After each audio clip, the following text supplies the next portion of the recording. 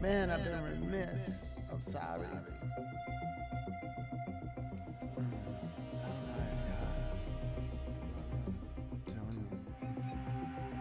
But that's just for some of us. But it's really the same as everything. It's nothing. Nothing is everything. No thing is everything. Everything is no thing.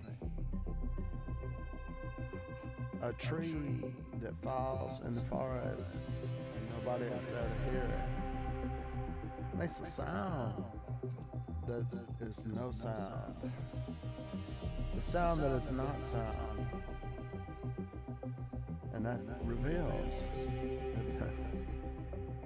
the only absolute is the vodka. No, the only absolute is that there is no absolutes. Man, look at the inside of this man's cup up in here. It's like stained. The inside of my stomach must look like that. Is that instant coffee really that color? Or did they put some dye in it? That's what I want to know. Or I don't want to know. I've been like drinking instant coffee, but yeah, I want to apologize. I've been a little bit remiss going through changes and stuff. And this stream is sort of like, it's my only chance to kind of try to do some teaching the way I would 100% like to do it. Like if I had my own school and I was in charge of the school, you know, when it was just coming in the morning. And it's morning where I'm at. It's like 7 or something like that. But this is a very chatty stream, and I'm Jewish. And this is a plarium game, right? But it's also ADHD, right? So I got a Wikipedia article up here on Frankenstein. I got a plarium, Mech Arena. And I've got Sansar going on now. I am, in case you didn't know already, I'm Garth of Sansar. Used to be, but I quit.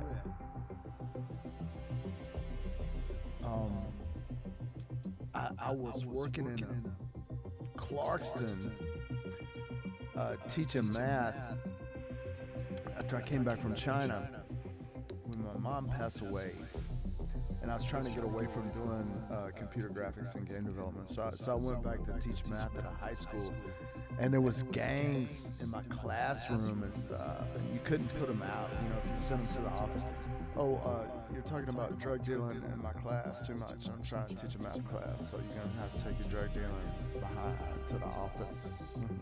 Let's send them right back. So my issue over at Clarkston was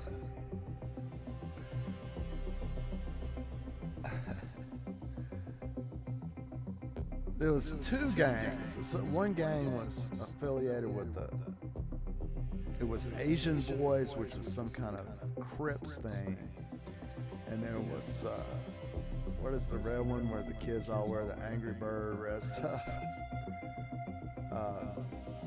The other gang was the Bloods affiliate or something like that. And both of them were in my classroom, you know, schmoozing on the girls and stuff, showing their big rolls of $5 bills where they, you know, I guess the dealers front them some stuff. Because they're 12, 13 years old, you know, where are they getting all that money? And I couldn't put them out of the classroom. So I talked to a police officer. He's like, ooh, your school is doing that? I'm just making this up, folks. It's not real. But it is. But maybe it's not. But I was in a McDonald's line. I was like, this is what's going on.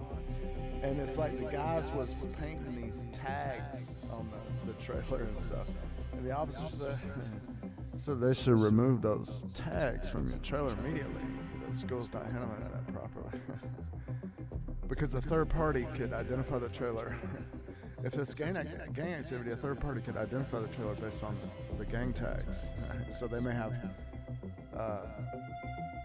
territorial issues. And this was the thing. It's like, okay, I got a guy in Asian boys, and I know he's dealing, because we had frank conversation in front of the whole class about it.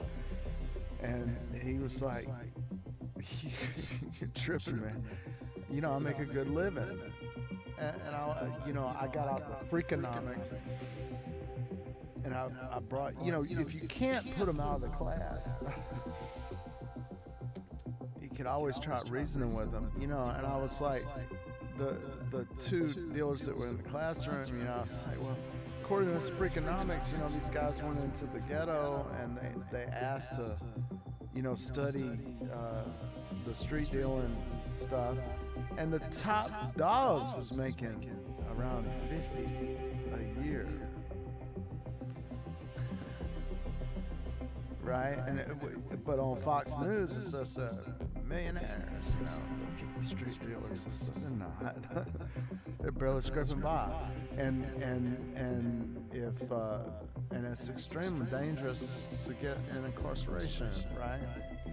And so we need to make a better, it's like, if I could say anything, I would say I'm sympathetic to these gang people, but they get messed up when drug addiction gets involved in it and stuff. And people struggling to get to the top, and they're leveraging addiction and getting into gambling and prostitution and stuff like that. And it gets pretty ugly. But these, really, folks, that's an emerging government. It's like when you got a neighborhood where if the police come, they're just going to shoot people, or put them in jail. That's all they're going to do. That's not it's not dealing with the people's situation there where people live there. So I'm sympathetic, and I think that gang activity and stuff is, well, I know it's misrepresented. I mean, even the kids that was in the gangs, like I'm in this classroom, and here's a kid from Southeast Asia, really is part of that mess up in Burma, right? Why is this kid from the other side of the world? Well, he's a refugee, right? He's trying to, survive and be successful over here. Well, it's like, isn't that the British Empire that got all that big drug dealing going over there? And don't take my word for it, but can you look up in the Wikipedia opium wars and stuff like that? Didn't the English get all that stuff going, and didn't Burma, this guy was from Burma, didn't Burma just get really jacked up and messed up by England, right? And wasn't England jacked up and messed up 1,000 years ago by France, and haven't people been jacking up? These are governments forming, right? So here's one guy in the gang, Asian boys or whatever, and he's like, if it was up to him, he would not be in a high school, right? He's got his own life to run and stuff like that. But the environment that he's in is not creating opportunities for him. And in the history of his country, destroyed and messed up by various colonial empires. The Japanese have been up in there, and what is it? I had read in the period of the British Raj, when the British Empire was in there, that they were the ones that took, the British government there took the Rohingya people and colonized into Burma. And that all that Rohingya messed up stuff that we got going on now is directly connected to what the British Empire had done in there. So yeah, this channel again is about happiness, and I'm happy. And it's also, you know, I got some tags out there about the various topics that it's on, and it's also chatty. I wish people would chat up in here with me and talk to me. I got a lot going on in my head. I've got, and also, I had,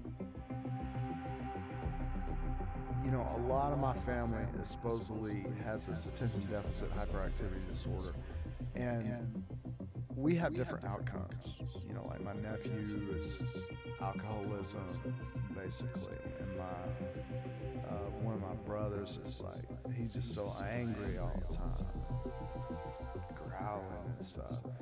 And my sister Donna, his dad, really worked hard her whole life, but we're all, yes, supposed to have this attention deficit disorder. And I was teaching in elementary school last couple of years through the pandemic and stuff, and it was a poor school down by the airport, rough neighborhood and stuff. And I had this incident where I'm a math teacher, right?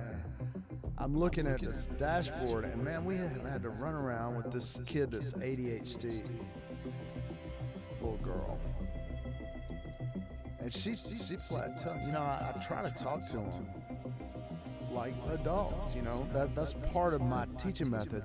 A lot of people don't agree with the way I teach, right? 99% of what I teach, I'm told how to do it. I'm supposed to use the bullseye method, learning targets, the gradual release model, teach to the depth of knowledge level 2 for the Georgia milestones. I mean, 99.99999% of everything that I do as a teacher is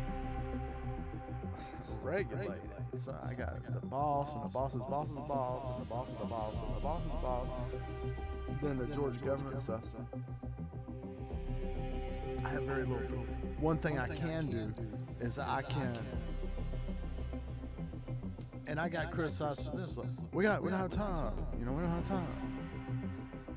You know, we got time for a human being. You know, so I talk to the kids, and I say, man, I was up here, and I did. You know, the place I was teaching, I went to school there, and it was awful. I hated it. Just wanted to get out. So I like to start a conversation with the students and say, and I know how you feel. But this girl, diagnosed ADHD, and she was, but she was like, man, I'm not cooperating in any way, shape, or form. I just watch me.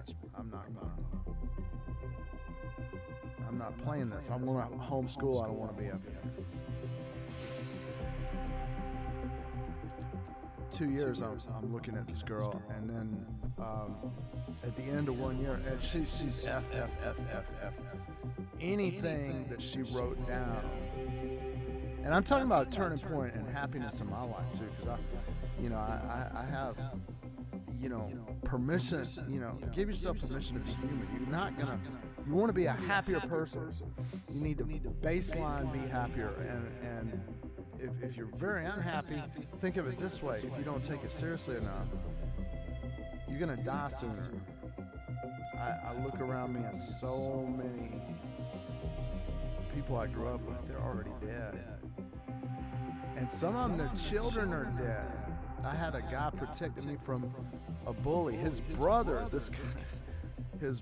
was bullying me, and this kid was so strong, nobody controlled him but his other brother would make him think twice, right? And that guy, for whatever reason, he liked me. He gave me now-laters and stuff, lemon heads and Alexander the Grapes and stuff.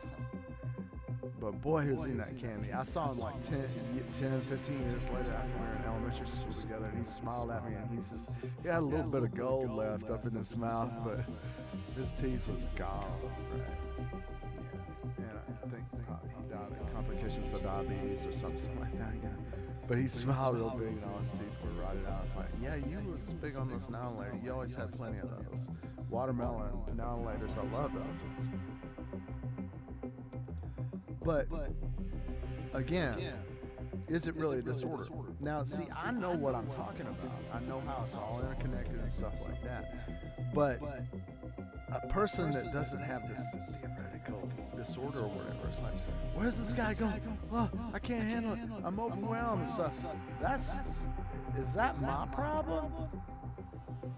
Only if you manage to make it my problem, right? Which is what was going on with this little girl, you know, and almost at the end of the year, one day I'm just looking on the dashboard on IXL because I have admin rights and I can see what the kids are doing in there. Pay attention to it, you know. And I'm looking in these big 50 plus billion, you know, tens of billion sums is just popping. Correct. And I was like, who is that? And it was that little girl. And I mean, she was straight F. And I was like, I was suspicious. You know, she told me I know all this stuff. It's like, well, why are you writing it down? Because I don't want to be here. I'm gonna stop you guys at every step. But anyway, I was like, I gotta tell the school math coach this girl. And I said, he's gonna say she's using a calculator. And I was like, well, no, wait. That 50, that's one of the things on IXL. When you get these really large sums in the 5th grade math or whatever, the idea behind it is the kids are using calculators, right? And you want to get something that's going to go to E to the something, right, with a decimal or whatever, that just doesn't fit on the calculator, and that way you can see that the kid is getting. The idea is you put these really long sums, right? And the kid can't use a calculator unless they're real savvy and they know how to get on a calculator. Give them a really big long number and check it digit by digit or whatever. But by the time you do all that, you know, you're gonna learn some math anyway. You're fighting not to. You're working to not learn it, but you. Yeah. But anyway, a couple things went through my mind. I was like, man, I want to tell you, this is amazing. This little girl's like, F. And towards the end of the year, I'm like looking at it, and it's like 50 billion plus large numbers. They're coming across the computer, right. And I thought what the math coach would say, she's using a calculator. And I went over it in my mind, I was like, let me see, put this number in the calculator, and it was like something E to the, you know, times 10 to the something, because it was just too long to fit on the calculator. I was like, okay, so he's not going to be able to say that. I was like, he's going to say somebody else is doing it. So I took off down the hall. I ran down the hall all the way around the corner and up there, and I peeked in through the window. Sure enough, there's that little girl in there, and she's like doing it, boom, boom, boom, adding these big numbers, you know. And I came back and I said, well, you could still say, well, anybody could do that, you know, it's not that much. I said, let me sit down myself, and this was a turning point for me. Look, everybody needs to grow. Never stop growing. Expand your mind. Don't ever say you understand anything.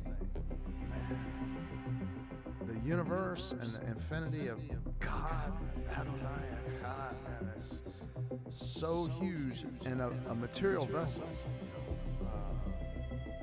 simply can't withstand it. Never imagine that you understand anything.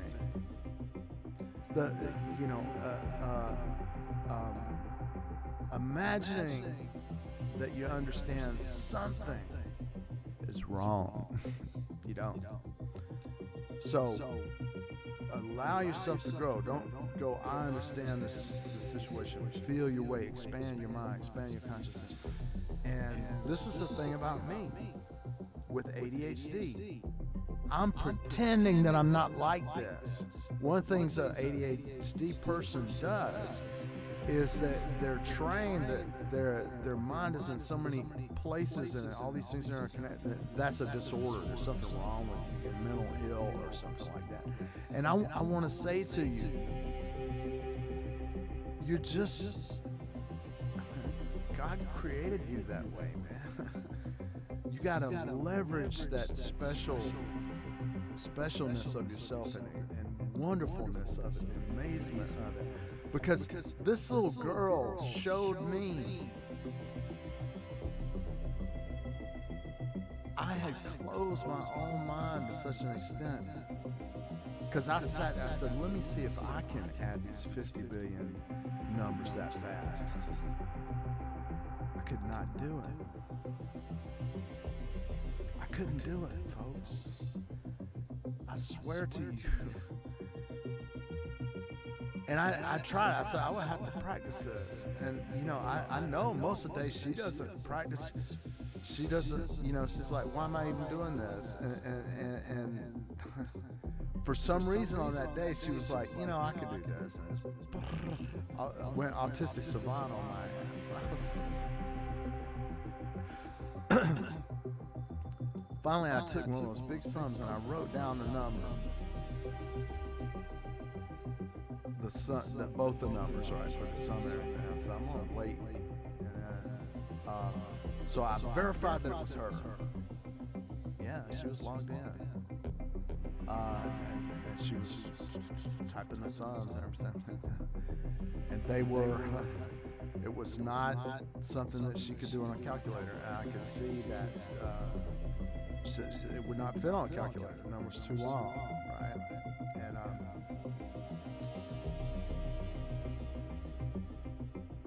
I got one of the sons, and I tried to do it myself, and I couldn't do it. So I wish my math was that damn good, right? My arithmetic, because man, we're in bad shape. You know, people don't realize that we're a computer, right? That used to be a human being, right? Before we had all these machines doing everything for us, man. People, you got hired to be a computer, and that's what you did. You did calculations and stuff like that. You did it really fast. So here's this little girl. She's supposed to be mental ill and needs to be medicated, and they want to expel her. She wants to be expelled, and she's like, man, I'm through with y'all people. And what a wonder. And the parent, you know, God bless her. She got so many calls on that child. She don't even answer the phone anymore. And I would have to text her, well, you know, she ate some glue and she doesn't feel good, but you know, from what I got of this, because this is a real story. Maybe it didn't happen. Maybe I'll made it up. The parent was like, finally was like, oh, you're concerned that maybe she's sick or something like that. And I said, well, you know, I got her. She was telling me she didn't feel good and that she ate some paste. And it was just kind of, the bottle that she described to me, I looked it up and she said, I showed her a picture of it and she said that was it.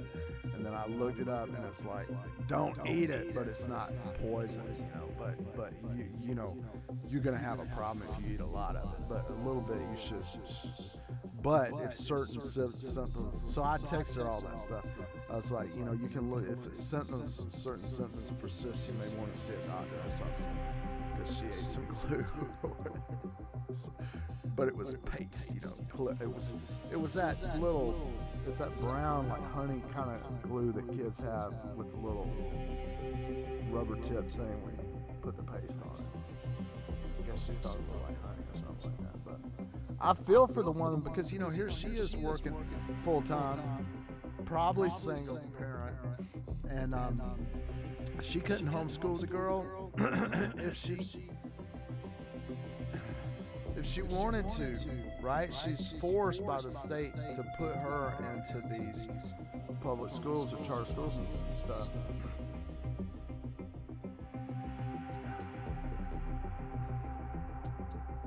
But anyway, ADHD.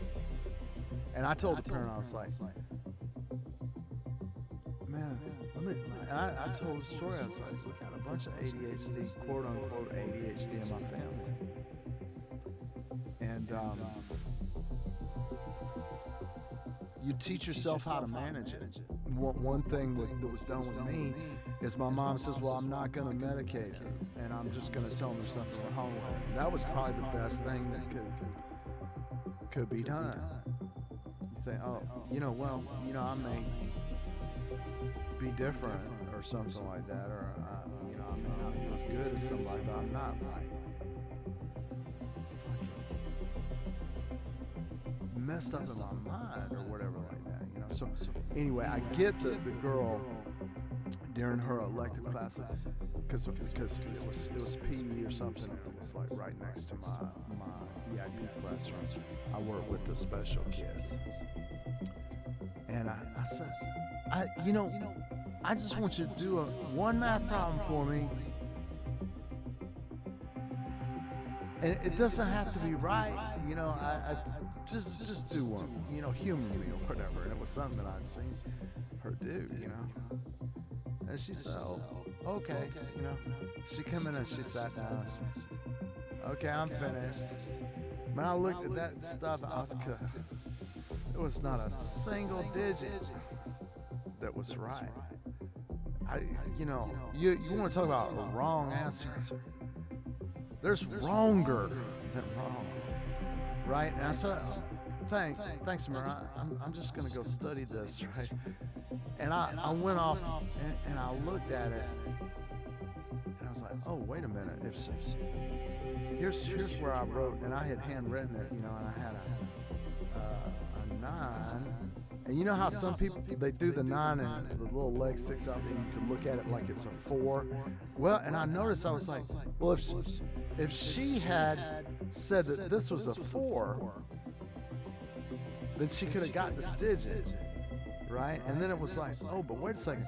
Hey, this digit over here, if she didn't carry, or she didn't know she was carrying, she stuck 2 digits into that place or whatever, then this digit would be right. And I went down the line and I was like, well, and then if she did this, and it was like, boom, 2, 3, 4, 5, 6, 7. 7 cases on that sum.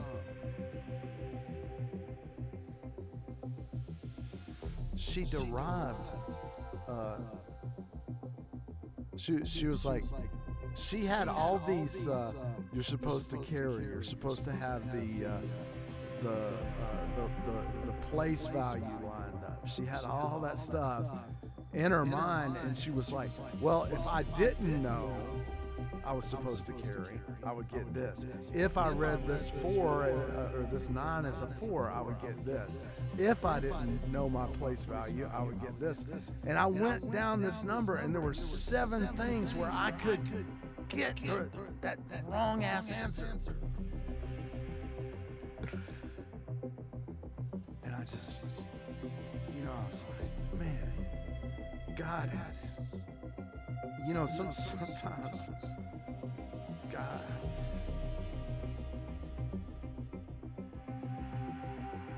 this is for me as a Jew. There's a story we have about, what is this, Belshazzar's feast. It's when the Persians are coming, and Palestine had been conquered by the Babylonians. And there's a king, and the prophet's telling him, man, you don't want to go too far with the things that you do. And the guy's like, king is like decadent and stuff, and he's like, I don't believe your superstitionality or whatever like that. And he's like, look, let me show you. I'm going to defile your temple vessels even more, and let's just have a big party with them. So let's bring out all your sacred temple vessels, and we're just going to get drunk up here, because nobody can do nothing. Now, look, I know. People are like, most of the Bible, that's just made up stuff. Well, it either is or it isn't. We have a story that this king was told, man, the end's coming for you. and then all of a sudden they were up there partying in there, and this hand appeared and writes on the wall, "Your kingdom has been weighed in the balance and found wanting." Right? Like, man, they're up in there getting drunk, and the Persians are rolling in Cyrus the Great. Now that's real history. You know, this thing about the feast where the king is up in there, you know, people can argue about, was that a, you know, is that a, you know, but okay, it is or it isn't. What is the function of the story? Right? There is an order to the universe, and there are laws of the universe, right? And if you don't think that's true, you may be sitting up getting drunk when you're about to get your head chopped off, right? Because somebody is coming for you because you're not doing what you should be doing. Now, what does that have to do with my ADHD ass right here, right now? It's like,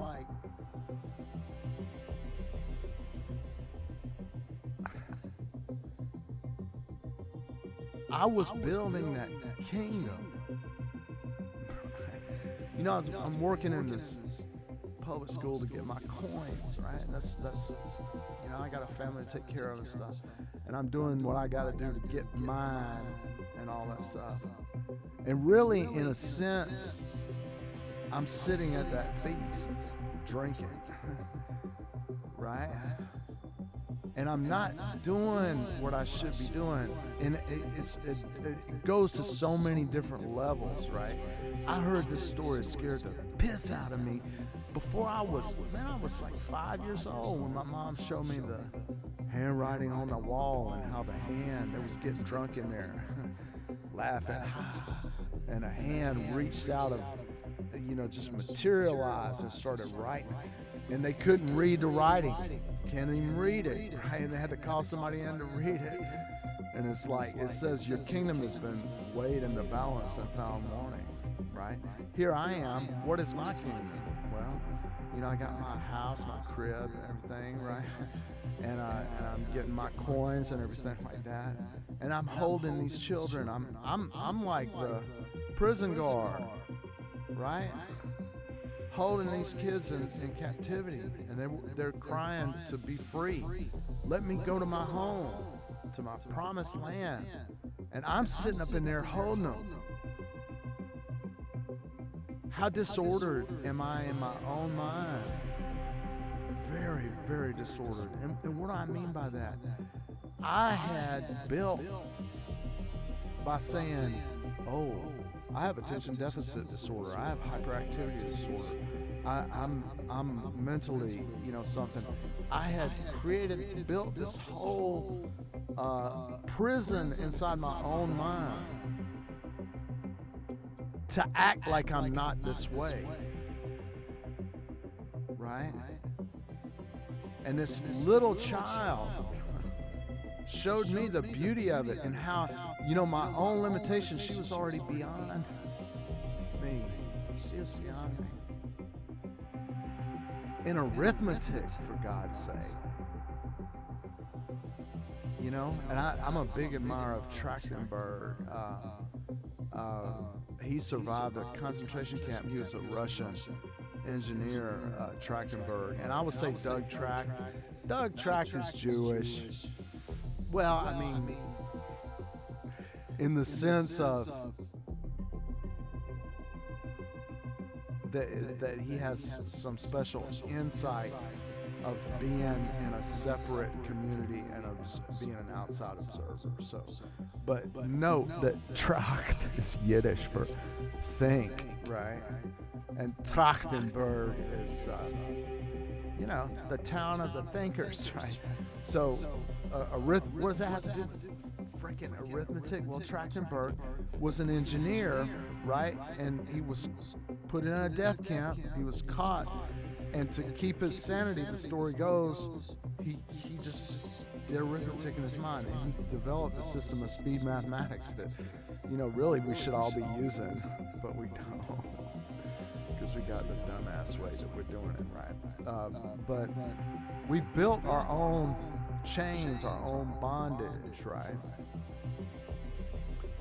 and we're still doing it. You know, I'll give you an example, and I'm coming back to me coming out of my own captivity.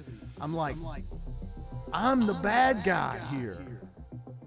I am Belshazzar sitting up getting drunk, and the Persians, the law of the universe, has found my kingdom wanting, and it's a new kingdom coming to replace mine, and I need to get my stuff in order because my days are numbered, right? So here I am in the wilderness, essentially again, and I wanna make a point. I know people get mad. This messianism. Man, I had this Jewish guy when I was growing up,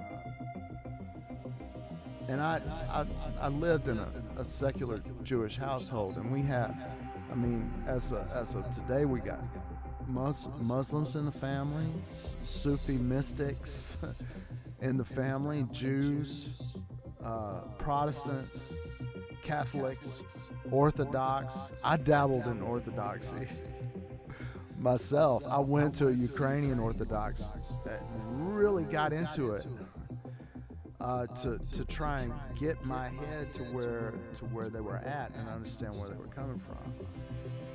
And I want to say this goes for Jewish people too. The book of Samuel, if you go and read it, we come out of the period of the judges, right? We weathered all that time and again. And then we go, give us a pharaoh. They go to the prophet.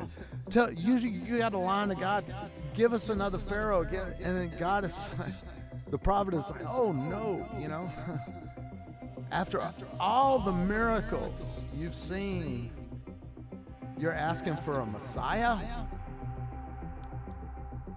Please read it. So the prophet goes and God's like, hey, I'm God. I knew they were going to do this from the beginning. They're going to ask for a Messiah. Give them their Messiah. If that's what they're going to have to keep doing this till they learn.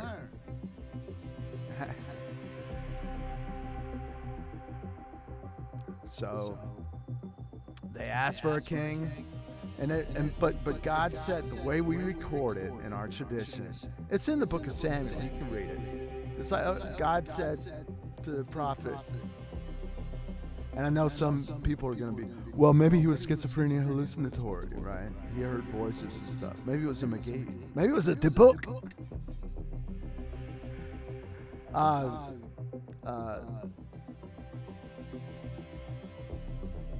This is what was recorded.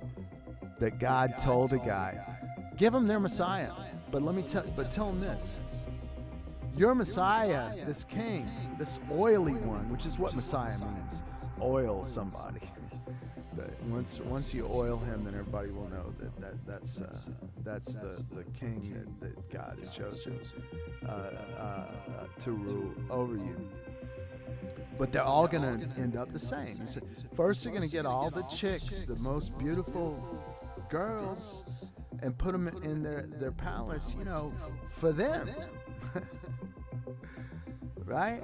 And your sons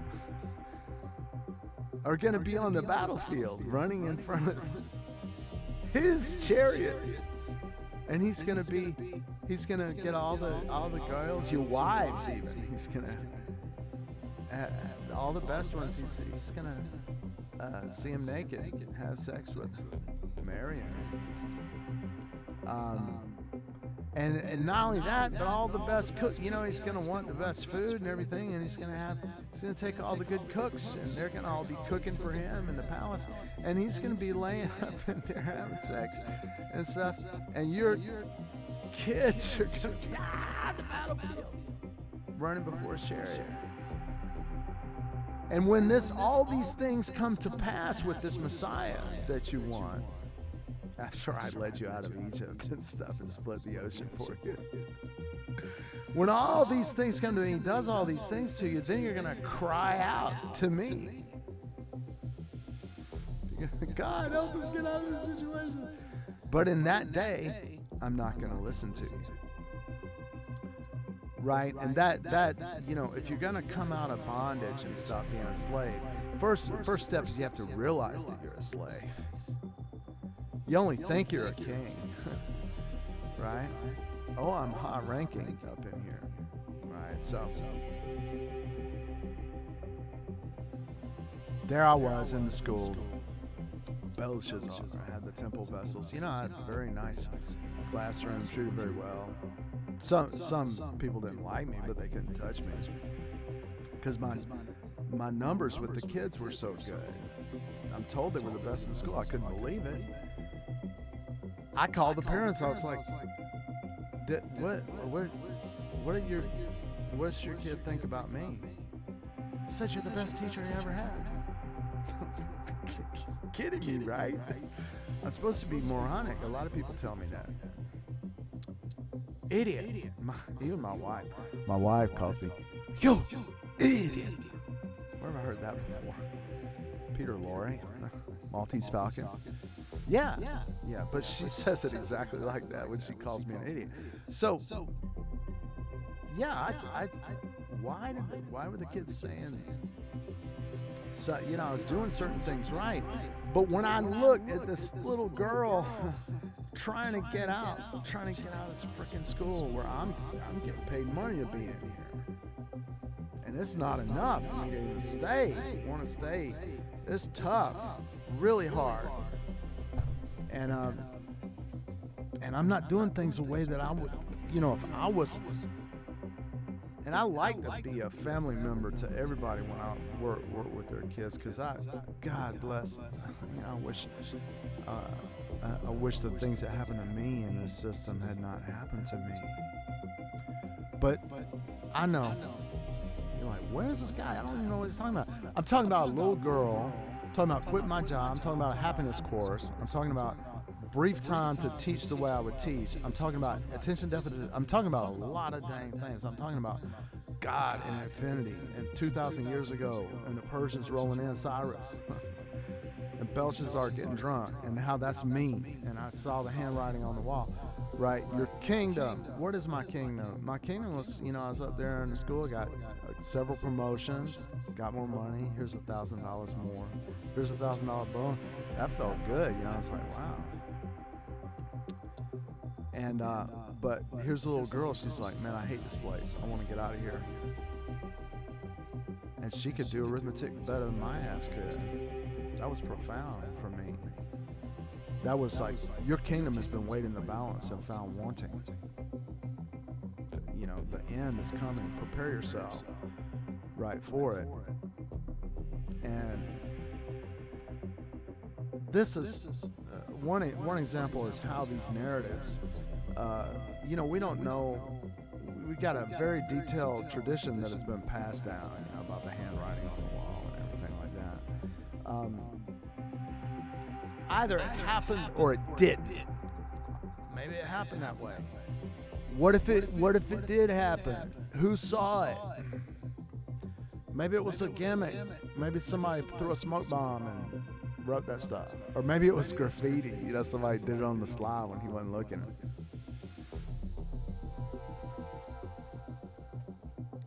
We'll never know.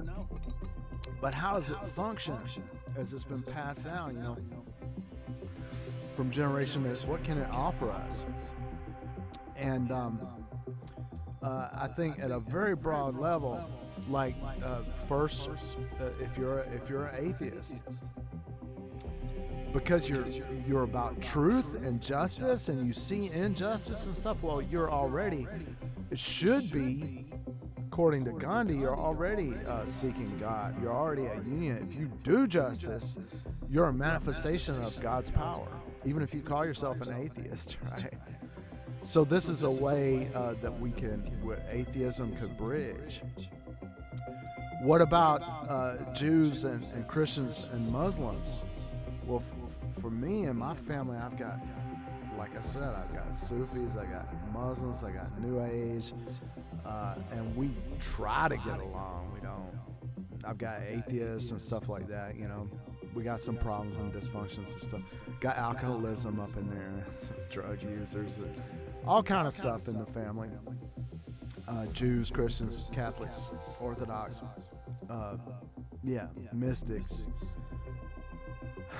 How can we bridge that? Well, I'm reaching from the point of atheism. If for atheism, if you want to explode myths, you could say, I want to explode this myth about Belshazzar's feast, and maybe you could go and do some archaeology and find something to prove it was not true or wrong. It's very, very possible, right? But realize that it would still stand as a function. It would have a function of what? You only think you're a king. God is the order, the logos, the law of the universe. Anything that you see of the illusion of your material existence in front of you is finite, and you're very, very not in touch with the laws of the universe, right? So you can approach Judaism and Christianity from this point as that there are laws of the universe, and if you violate them, you're going to get some continuity issues, right? You're going to disappear, which, food for thought. We are kind of disappearing right now. Big extinction is happening. We're going back to the dust, as it were. Right, but again, I know what I'm talking about and how it's connected to everything. I'm trying to connect all these traditions and cultures together, both atheism, Sufism, mysticism, Islam, Christianity, and stuff. Well, if you take all these different things, even Hinduism, right? Narasimha, he said there was a great king. He said, there is no God. He's given a boon. He couldn't die by day or by night, inside or outside, on earth or in heaven, right? And he cursed God, and God explodes out. And this is a Hindu story about Narasimha. God explodes out of this column. So the king was on the threshold when God appeared and took him onto his lap. And it was like he had been told, you can't be killed in heaven or on earth. You can't be killed inside or outside. You can't be killed by day or by night. You can't, all these things, right? And he could never die, right? But right in that moment on the threshold of the house at twilight, it was neither day nor night. God himself manifested and lifted him up. And when God manifested, he manifested as he had arms and stuff like a human being, but he was like a roaring lion. He was neither man nor beast, right? And it was neither day nor night. And when the king was drawn up onto the lap of Narasimha, manifestation of Vishnu, right? He wasn't in heaven or on earth. He was in the lap of God, right? And he was torn to pieces, right? So I want to bridge this back to this idea that all our material existence is kind of an illusion, through a glass darkly sort of thing. And now tying it back to messianism or not. Well, I would say messianism is very messy. I know some people say, oh, well, you're Jewish, so you're still waiting for the Messiah. Well, is that necessarily true? Maybe that's a stage of things. I would say, in the way I was taught, it just so happened I had got my mom had exposed me to the book of Samuel first. It said, when you get your Messiah, it's going to be a disaster, and then you're going to be in trouble, and God's not going to help you. You're going to have to help yourself. Well, maybe that's the way it has to be. So I'm not going to say, oh, I'm hardcore against it. But I sort of am, right? We need to get a grip and stop looking for this messianism stuff. It's said in the prophets it's going to be a disaster, right? And early, but God says to the prophet, he's like, they haven't rejected you, they rejected me. Look, they're asking for a Pharaoh. Can you believe that? Well, believe it, because I knew it was going to happen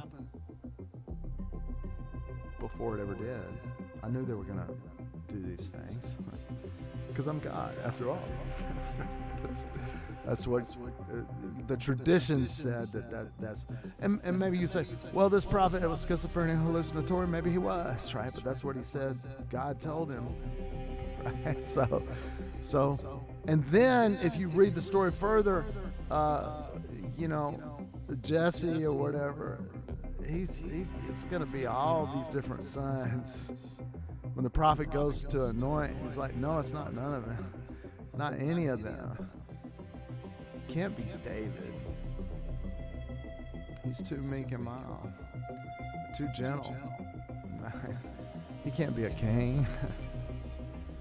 And it's like you could take the most beloved of God, right? And he's still going to do all these things, right? Doesn't that tell you this is a bad thing and it's going to be a disaster? And that God said, don't feel bad. They haven't rejected you. They rejected me. They want a Messiah. Give them their Messiah. It's going to be a mess. And when it happens, they're going to say, help. And I'm not going to answer them in that day. Right? So for all of you, and I, like I said back earlier in this conversation, I had said,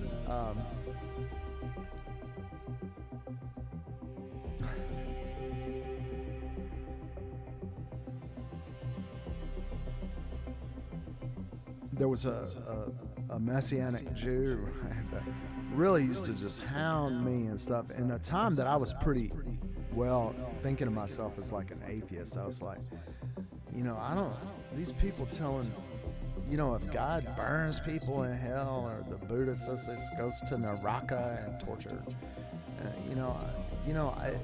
and these people that believe that, if they're gonna all be saved up in heaven, and it's gonna be full of those Jimmy Swaggart and stuff that's gonna be all up in there, and Jimi Hendrix is gonna be in hell.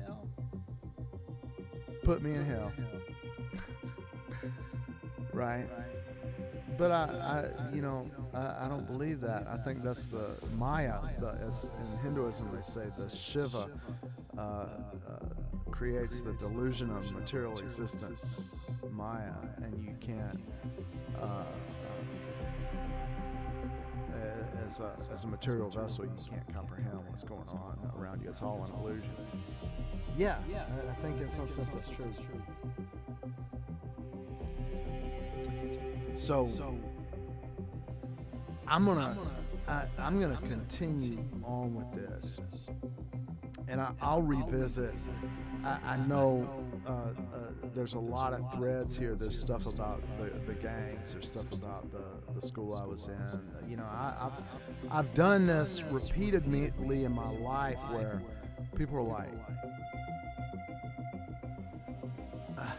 you can't just quit. Yeah, you can, right? You can walk away from things, and that's part of surviving sometimes. When you look out at the wilderness and you're like, how am I ever going to make it out of this? I have to stay underneath the Pharaoh. I'd rather stay under the Pharaoh. You better get out, because that Pharaoh's going down too, and you're going to go down even harder when he goes down if you're up in there trying to depend on him. Don't depend on that stuff. Right, so I'm going to come back to these things. I want to talk a little bit about, if you notice here, I'm up on Sansar, and I'm gonna get in the Mech Arena and Frankenstein and stuff. I made this building with a few mouse clicks. It's just an array. Made it with 3D Studio Max, power booleans, right? And it works up in there with Reactor. But anyway, I'm gonna get over in my house over here.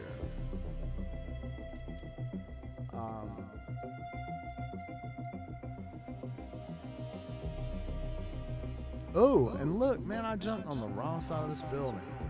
So, boom, I'm gonna teleport. Watch this, bang. Teleport. So, I want to give a shout out here to Silas Martin. I made a lot of the stuff in here. You can do this on Sansar. Don't do it just on Sansar. Sansar's a little bit struggling and stuff. And I would really probably focus more on Unreal Engine.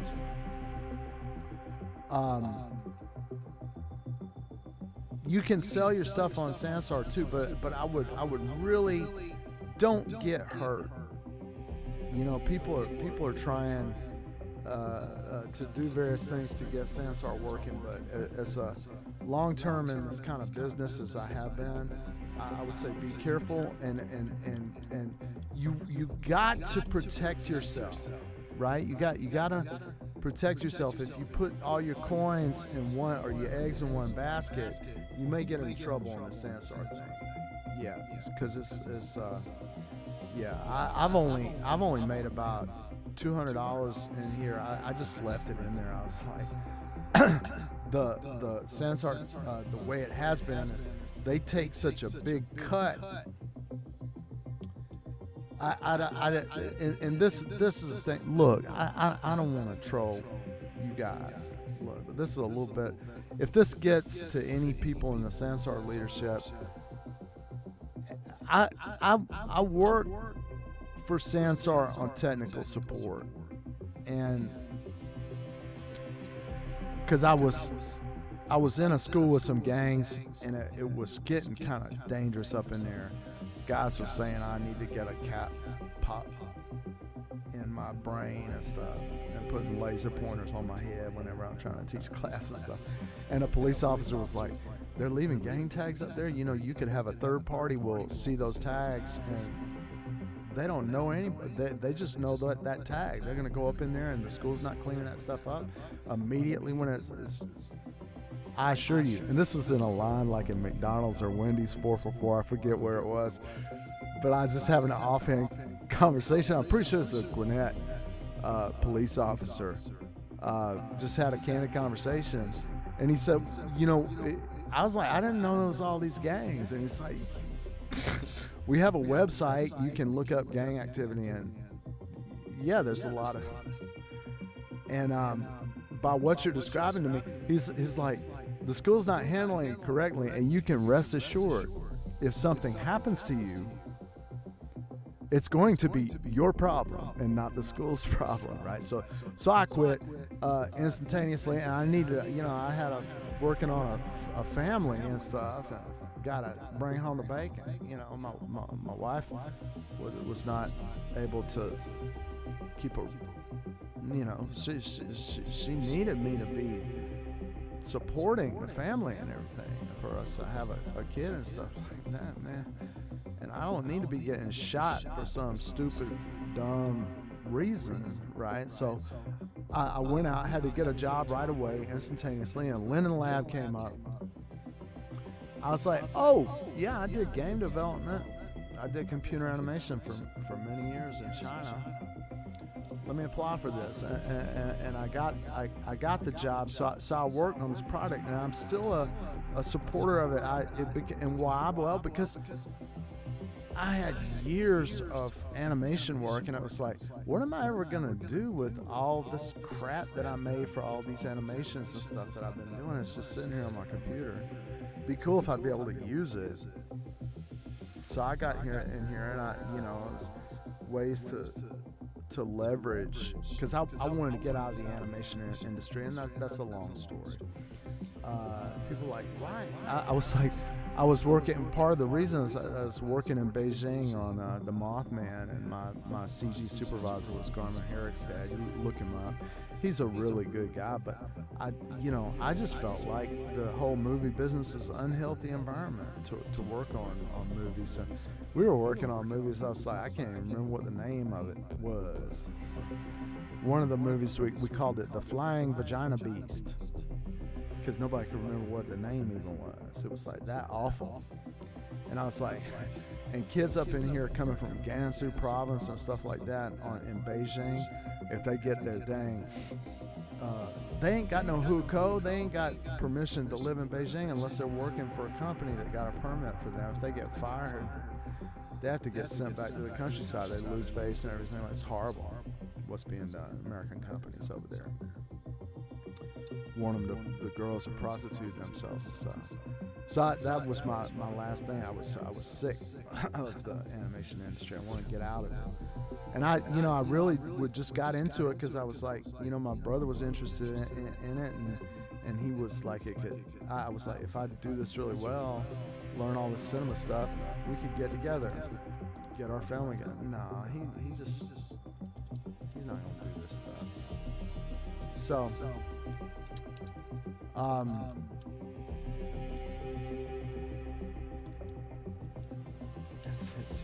I can't. This is the thing. Steven Spielberg called this thing an Ebe.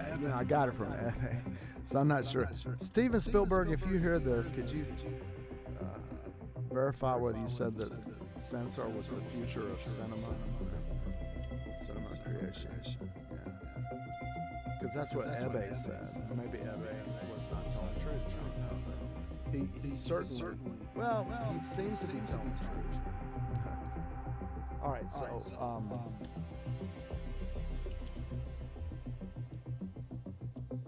this is one thing I can use Sansar for, even though I can't build like simple scenes right now because I don't know what's broken. I can't get no technical support, and I don't want to even try because I worked up in there, and I know they hire people that they liked or whatever for whatever reason that didn't know how to solve problems. So I would like the thing I like about one thing I still like about this is that I'm able to stream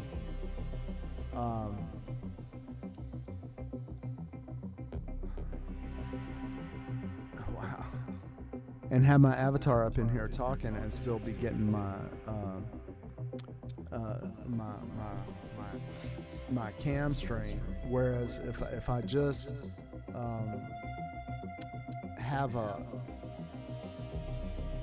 an avatar, it's going to tie up my camera, and I guess ideally, like doing demo stuff, which I like to teach people how to be successful at what they're doing, right? So yeah, Sansar still I can still use it for something that I sort of want to do like this in conjunction with Streamlabs, because you can sort of see how this is done, right? It's just real straightforward. I got a couple of game capture windows going. I got a screen capture, a couple of game captures, not a screen capture. I think that's a window capture in Streamlabs.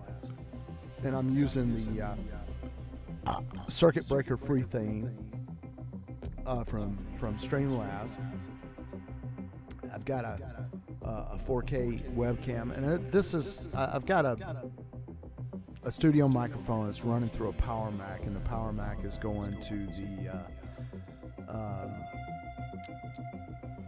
the interface for the mixer board, right, for my home studio. And then from that whole system, I go line out into a board that's going into a PC. and that's delivering audio to Sansar. Now, if anybody comes into my experience, my world here, like if you're watching this and you go and find out where I'm at, which is probably showing, you can see I'm up in here on the cotex of Sansar. You can see if you come in here and you open your microphone, it's going to be echoing like all get out, right? So that stuff don't work. Like, not like at Steven Spielberg level, where you could have, in real time, if multiple people can be up in here, like five or 10 people up in here, and can live stream, right? You could do a whole movie, Shakespeare play, have it all staged and stuff like that. But it's got to just work, folks. And it's got to be easy where people plug their stuff in and it just works.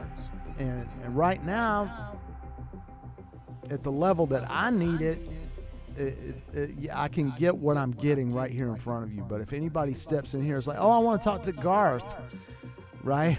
They're going to be like, oh, I got to get away from this guy because his stuff is messed up. His microphone is messed up. He doesn't understand that he needs to plug in. Yeah, I don't understand why it's not fixed is what I don't understand. Right? Because, it's true. I can plug a USB headset in here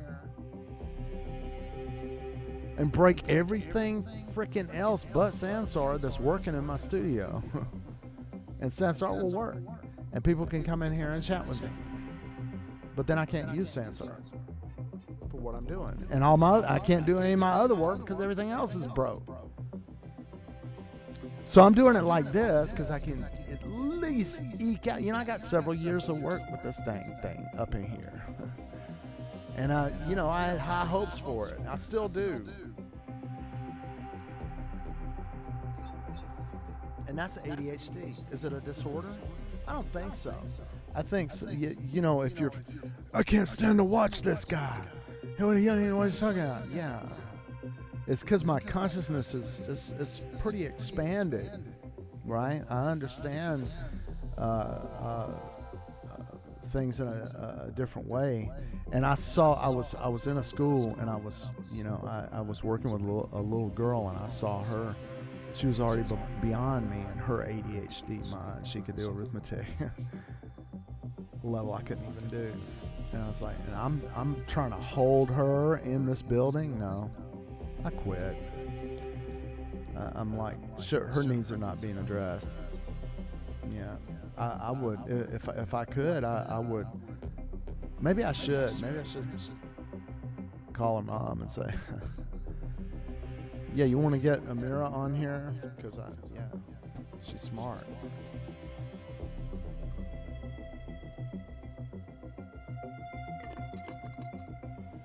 I'm ADHD too. Maybe we could work together. Get her to pass her milestones. All right, so happiness, that's another thing that this is about. And I'm pretty...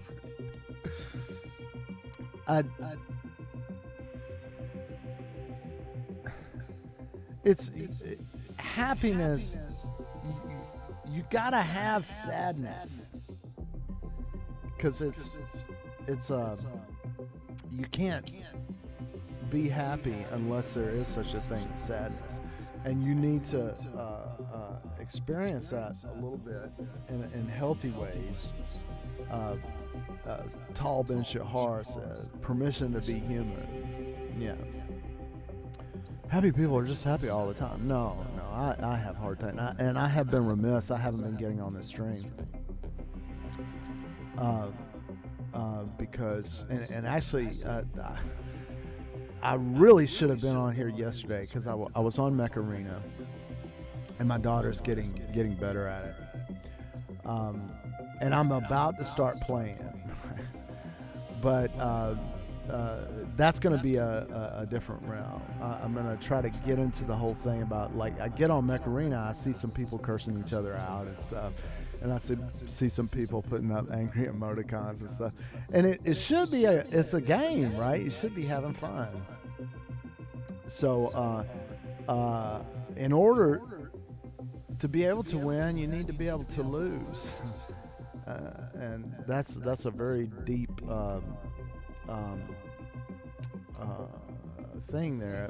Anything that you put in a little sentence like that, it's like the tree falling in the forest, the sound that is no sound, with nobody there to hear it, right? Monadism, Adonai Echad. If that's the case, so are we. All right. So, and messianism is messy, but let's play some Mech Arena. What is this Mech Arena? Well, then today we will play the Mech Arena. Up and down, we're running Mech Arena. All right. So, 18. What is this? Okay. It's like. Look, daily login program resets in 9 days. I've got all these checkboxes. 1, 2, 3, 4, 5, 6, 7, right? 8, 9, 10, 11, 12, 13, 14, 15, 16, 17, 18.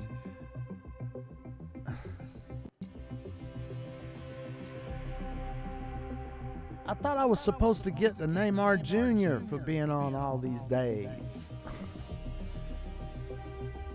Where's my Neymar Jr.? Am I doing something wrong? Help!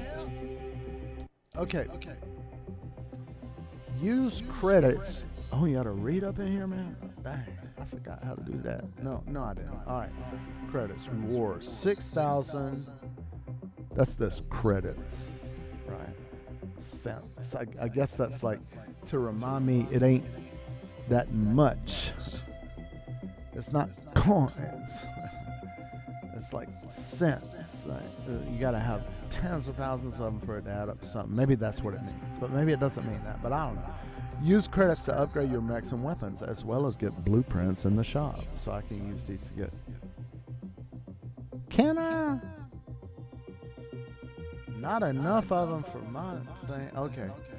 So, man, I've been on here. This is day 19, and I thought, didn't I see an ad said I was going to get me the Neymar Jr. for doing that? Maybe I'm wrong. Somebody help me, man. Where's Neymar Jr.? All right. So, okay. Receive. All right. Panther. What is this even is? Oh, it's blueprints, I guess. All right, so I got 10 blueprints for the Panther. Do I even want that? Man, I got it. And this is the thing. I've been sort of,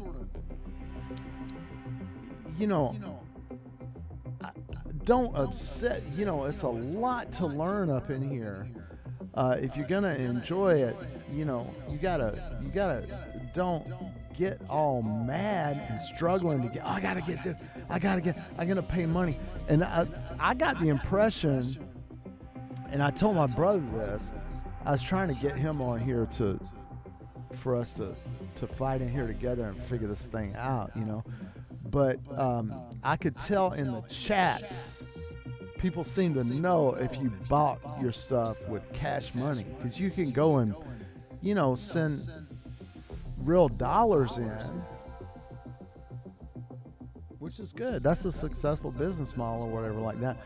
But if you do that, people seem to be able to tell, because they'd be like, that they look at your profile and the numbers don't add up right. So, man, you just put your mama gave you cash money, man, and you just put that in, and then the guy gets all mad and stuff like that. Sending those angry emoticons when his mech is getting blown up, even though he's got all that cash and stuff. I told my brother, I was like, man, don't buy, because he'd be just the type, oh, well, see, I earn all this money, so I can go and I can buy all these mechs and win by sheer force. of dollars. Don't do that.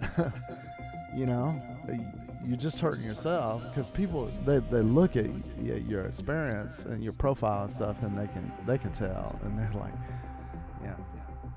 So okay, I guess these colors mean stuff too. Green means something. I'm not sure what it means. All right, and then blue, and then gray. Ooh, I got 23 blueprints for my thermal lance. Thermal lance 2. That's a low rank, man.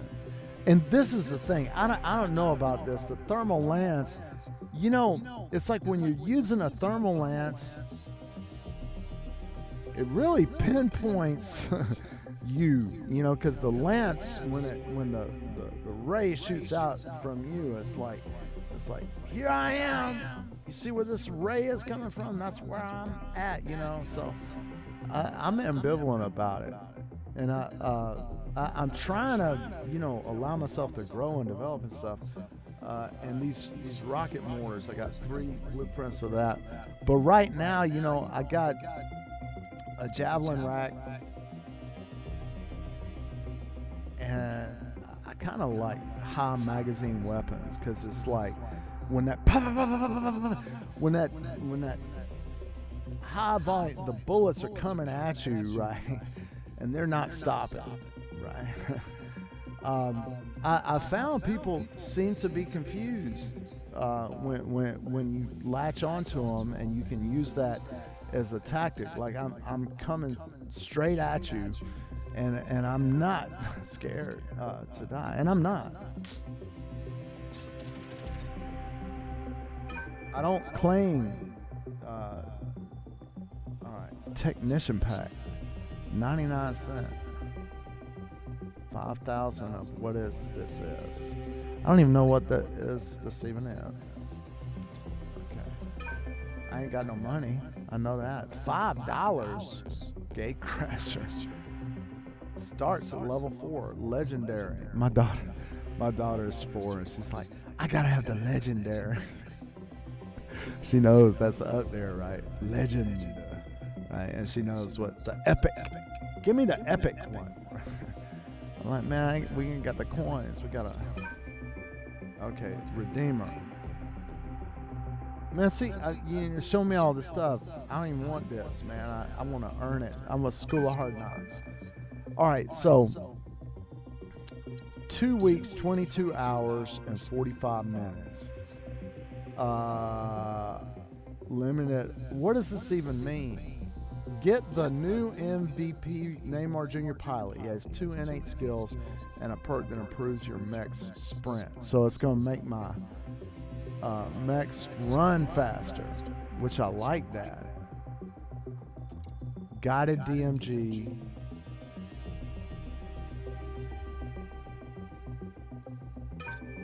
But I thought I saw in a commercial I'm going to get this free if I'm on for a week every single day. Where my Neymar Jr. at? You still want me to charge $12, man? Do I look like I... Look at me. Do I look like I ain't got a job, man? I quit my job, man. What the hell? I ain't got no $12. I need some $12, but it ain't gonna be for this, man. I'm gonna be buying some Hebrew National beef, Frank's kosher beef. That's gonna be me up in here. Dort is mein Ruheplatz. Yeah. Yeah. Nicht such mich, die Merten Grün. Gefindest mich dort nicht, mein Schatz. Wir lebenswelken bei Maschinen. Dort ist mein Ruheplatz. My Yiddish is a little bit better than my... Yeah, you know, look. I do pray in Hebrew. But it's hard to learn Hebrew. I work on it, you know, because I don't want to be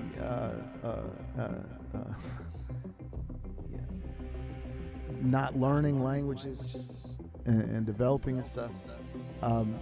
But growing up, Yiddish was, I heard a lot more Yiddish, right? So my Yiddish, in terms of talking, is better, a little bit better. Yeah. For people that appreciate this, Jews are not supposed to curse other Jews, right? Because it could be bad, right? It could be like, if God makes it prophetic, right? It's maybe it's superstition and stuff like that, but somebody does something and you're like, this guy, you're really mad. You could say, may you be a lamp. And then you put it in God's hands, because a lamp, it could be good, right? You light the way. Right now, you're darkening my way, so I would prefer that you would light things up instead of ruining everything for me. May you be a lamp and light my way.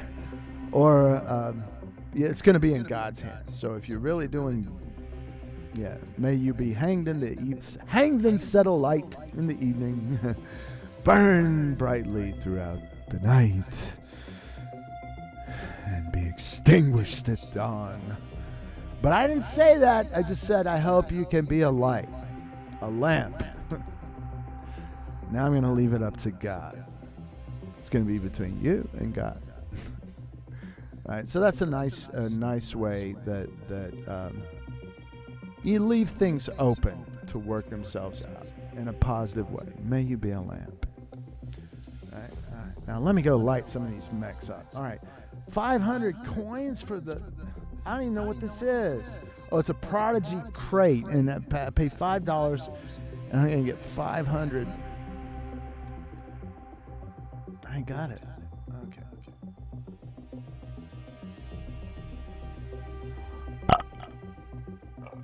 All right. 20. Look, my XP is low, man. I'm trying to build my horrible frankincense monster. Get it? Mel Blanc. Right? 'Tis the thing behind the mask I chiefly hate. The malignant thing that has tormented and terrorized man since time began. The thing that mauls and mutilates. Not killing a man outright, but letting him live on with half a heart and half a lung. Mel Blanc, that screwy rabbit. Oh, Brunhilde, how I love you. From hell's heart, I stab at thee for hate's sake. I spit my last breath at thee. You screwy rabbit! Thou damned whale. I caught a lot of flack for this recently. Pissed off people. I was telling a kid, I gave a kid Shackleton. He wanted to read. He picked the book. I said, yeah, look at all these books. Which one you want? And the Shackleton one was the one he wanted to take with him. And this lady, she was snarling. You're incompetent as a teacher. Because that's not his level. How unprofessional are you? She was pissed. And I was like, well, I connect Shackleton to Frankenstein. What? You need to be on your medication. Shackleton, what's Shackleton have to do with Frankenstein? Kids like Frankenstein. What does that have to do with anything? This kid wanted to read Shackleton. What? You know what he's talking about? And it's connected to Bugs Bunny and Moby Dick. And she's like, you're just mental ill. You need to take a medication. I'm like, okay. All right, whatever. You're the one that seems to be kind of going Nurse Cratchit on me. I'm glad you can't give the order for me to have a prefrontal lobotomy. All right. Oh, man, I didn't check my coins. How much was that? Okay, I opened a steel crate. Let me get over here. The basic implant crate. All right. Oh.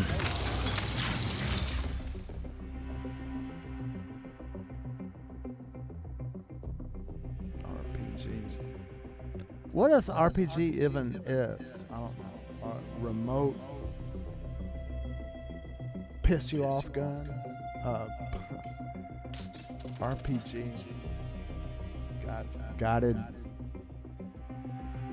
What? I don't even know what is that even is. Everybody's like, RPG this, RPG that. Not me. I'm like, RPG what? I do not know.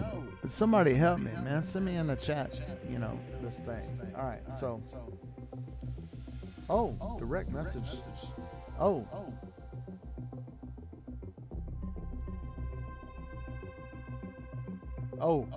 Oh, somebody is. They're pissed off.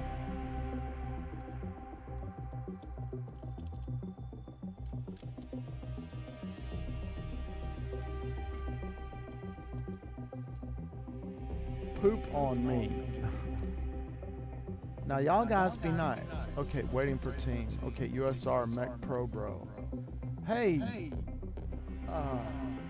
Oh man, I'm sorry. I missed my direct messages. Man.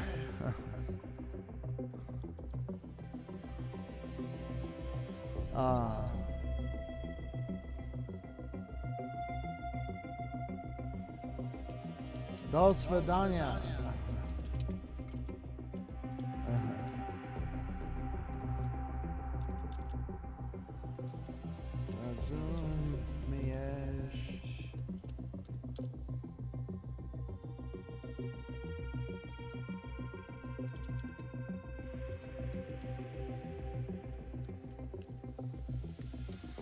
Matt.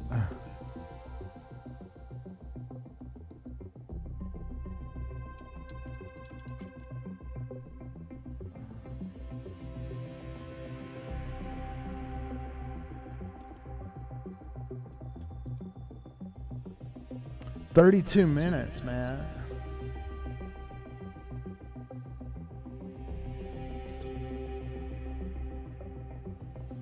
All right, so yeah, I need to pay attention to my social stuff. There's so many things going on in here. All right, so let's see.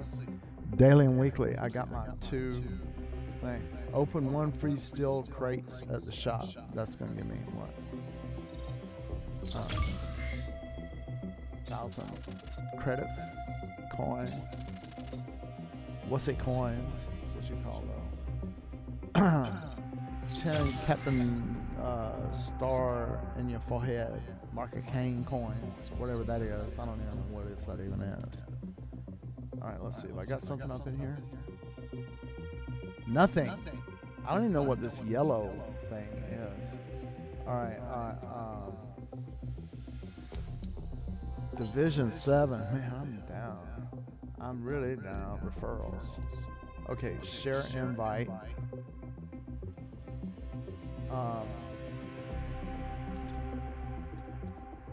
You know, it's like I'm supposed to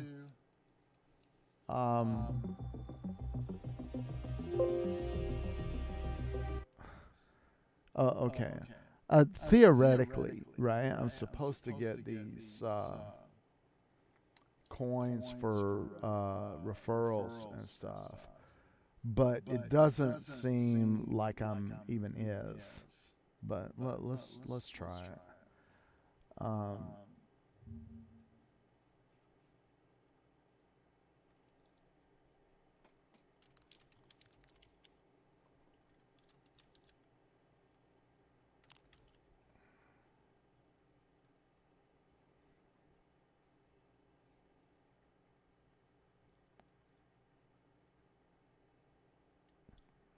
I wish my friend would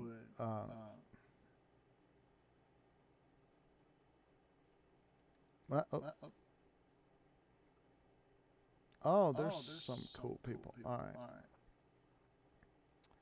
From my early days. All right, so I'm trying to get people to play the Mech Arena. Don't you know you should play the Mech Arena?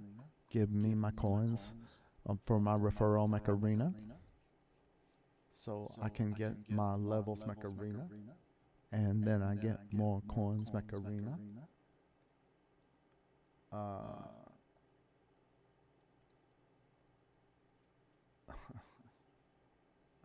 futility.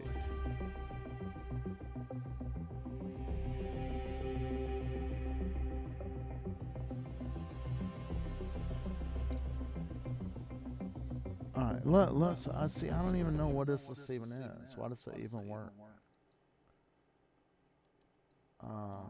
Control V. Is that? I would like to share this.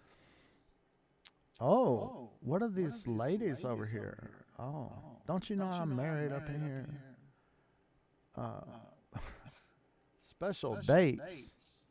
It ain't happening, man. I've got enough where I'm already is. All right, so it says I got this 1,000. I never saw no 1,000. Never. But it says somebody got on here.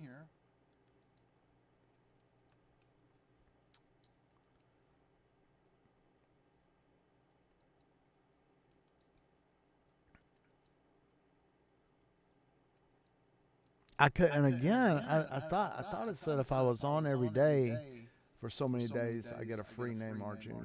And see, I don't like that orange dot to still be there up in here. All right, so I'm looking around on this interface to see if I cleared everything. I'm in my hangar now. Yeah, if you left mouse click, I don't know what happens if you right mouse click. Yeah, right mouse click does the same thing. I think that's a cool idea. It's like makes it it can just be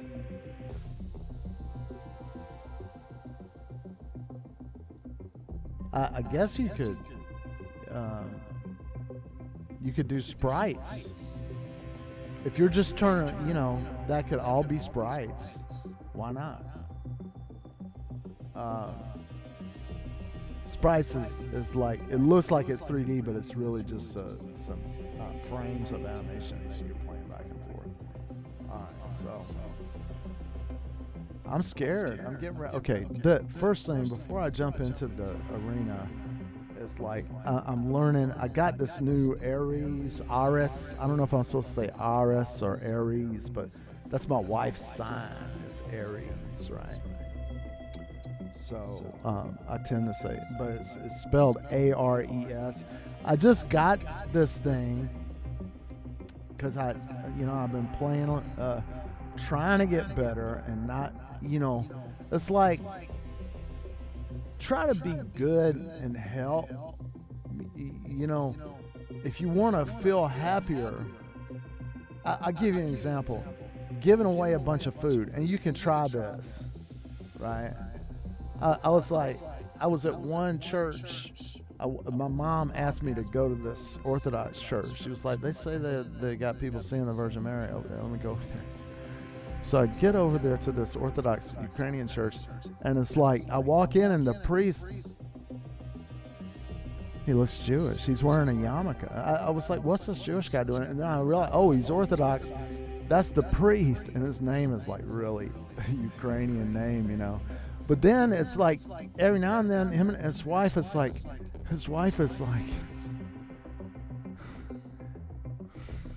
I hate the stereotype. Oh, such a victim and everything. And she's got this dialogue going like Eddie Cantor. Oh, the aches, the pains, I must have this disease, There's a thing, this French, a German, and a Jewish guy crash in the desert, and they're trying to get to the next oasis, and they're going across the desert. The German guy is like, I thirst, I need a beer.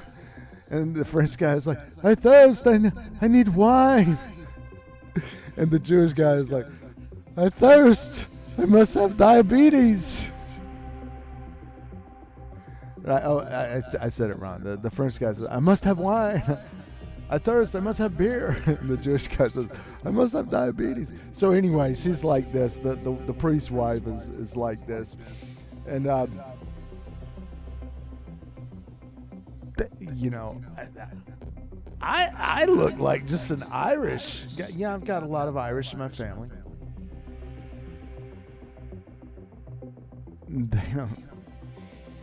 They're going in the rooms on the side, and they both of them have passed away. I'm pretty sure now. This is a long time ago, but I was like, wait a minute, that's not Ukrainian, because I was trying to study Ukrainian, interested in the language, and cock my ear. They go into this room and they're talking to each other. It's Yiddish. You can always say, you're like, oh, that's German. And then all of a sudden you're like, no, wait a minute. Because Dorten is, you know, the Germans are going to be all hissy and stuff. And Yiddish is going to be, you know, and Dorten is das ist, you know, you can, as soon as you know.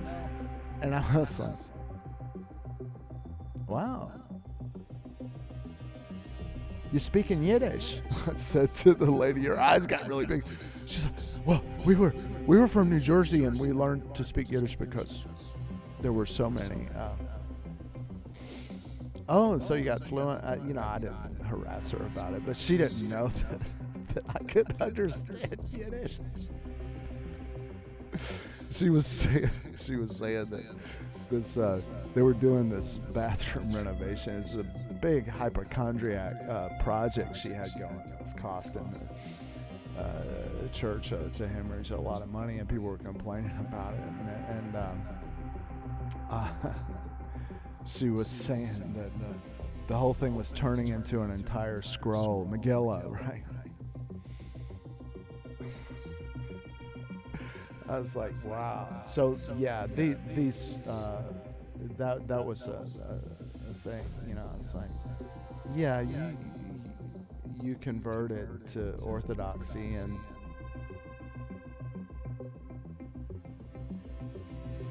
you're converts. You still speak Yiddish. Yeah, clearly you grew up speaking Yiddish somewhere. Because you don't just you don't hear people around you in New Jersey speaking Yiddish and learn how to speak it fluently. I'm sorry. But she's passed away now, so. But I was disturbed too, because the Ukrainians seemed to hate them so much and did everything to get rid of this priest. And don't you find it odd?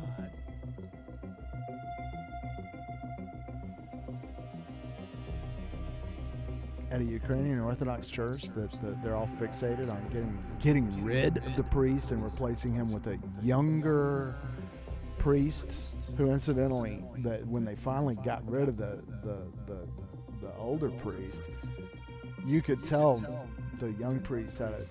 I was like, oh, you know, yeah, what do you think about Tolstoy? Guy sprouted horns. Tolstoy, yeah, he's Narasimha. Says a lot about you. You got to drink the blood and eat the flesh, right? But Tolstoy comes along, and you're like, we want to make it very clear he's damned forever. It's problematic. I had this recent thing that came back up about this anti-Russian hate. You know, there's roughly 20 million Ukrainians live in Russia, and millions of Russians live in the Ukraine. It's really a tragedy. Don't send weapons over there. Get them all. They can have it out on Mech Arena, right, with nonviolence, and save all the expense. Because, I mean, the United States, yeah, they're going to provide you with weapons, but I mean, the United States is already buying weapons from Russia for their Afghanistan war, because they just couldn't keep up with what they're exporting all their manufacturing. You know, probably the Russians are getting it from China, and you know, they're just grinding it down. So the Ukrainians are like, we're, America, we want to be in NATO. Well, and this Romanian guy was real pissed off in this online forum. He was like, death to Russia and stuff like that. Well, you go back to Sevastopol, Crimea, and stuff in World War II, and you start calculating the numbers. Man, the Ukrainians, the Romanians, they were fighting with the Nazis, and a lot of people died. About 8,000 around Sevastopol and Crimea. Don't take my word for it. But, I went, the guy was so upset. I really like this Romanian guy. He's really, really smart and everything, but the whole thing of, like, death to Russia, where's your mind at? There's 20, do you know how many Ukrainians live in Russia? You're supposed to be on the Ukrainian side. Real Ukrainians, human people that care really about life and human destiny don't want weapons to be sent for the fun and profit of the United States, right? The United States is like, yeah, we need to set you up as a NATO country and put a lot of expensive equipment on the ground, and then you're going to take all the resources of your country to maintain it, right? So we're going to put all these NATO compatible equipments all up in your behind, right? And then you're going to be stuck. We can hit a button and disable all your aircraft or everything from a distance, right?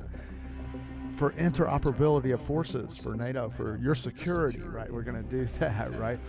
And also, if you're going to keep it flying, you're going to have to take all your resources to pay, and they're already talking about that. Oh, you guys don't pay enough, because they're trying to make it.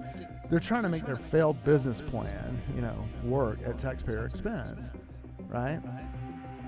So since Russia already gets paid to manufacture bullets and stuff for the United States, it's like a cycle. And back to what I was saying, here's this guy, you were on the Nazi side. The last I checked, around Sevastopol and Crimea, about 8,000 Romanians died. Now check it. Don't take my word for it. But, man, the Russians of the USSR were getting clobbered by you guys. They were in a defensive position, and you're coming into Sevastopol, and the last time I checked the numbers, for every one of y'all that got killed, 36 quote-unquote Russian Ukrainian people got killed. 36 to 1. They don't like you building up a hostile military force around Sevastopol. And Americans, they have no historical memory. So, it's like, oh, the Russians are the Nazis committing genocide on the Ukrainians, and Americans are like, oh yeah, okay, now I understand what's going on. It's a racial, an evil racial extermination campaign. But I mean, think about it for a minute, man. If you were there, so underarmed and so defensive posture, and Hitler was like, this unsinkable aircraft carrier, we want it wiped off the face of the earth. And they came in there and killed you 30. They killed 36 of your guys for every one. And that's just a rough estimate. We'll never know how many. They're not going to soon forget that. Don't send weapons in there. Work it out on Mech Arena. And there's a Ukrainian pilot. Okay, so let's see what's going on. I'm going back to chat to see if I can be socialized. I'm trying to socialize a thing. So I say, okay. Mech Master 2.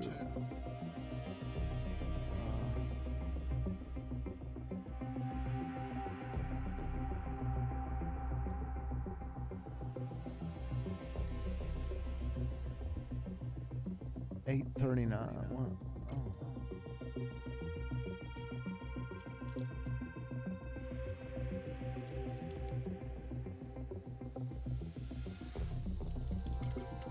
Oh. right, let me, okay. Now, and I'm trying to prepare myself. So, back to this conversation. And look, now, see, there's this drift thing going on with Sansar, where I don't like the shot, so I'm gonna correct this. See, that's more like what I want. Yeah. Okay. So that's more like I'm in the cockpit. Well, that's where I want to be.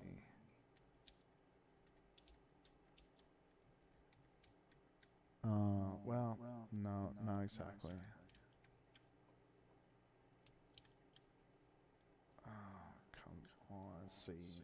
I would like to be able to orbit. Oh.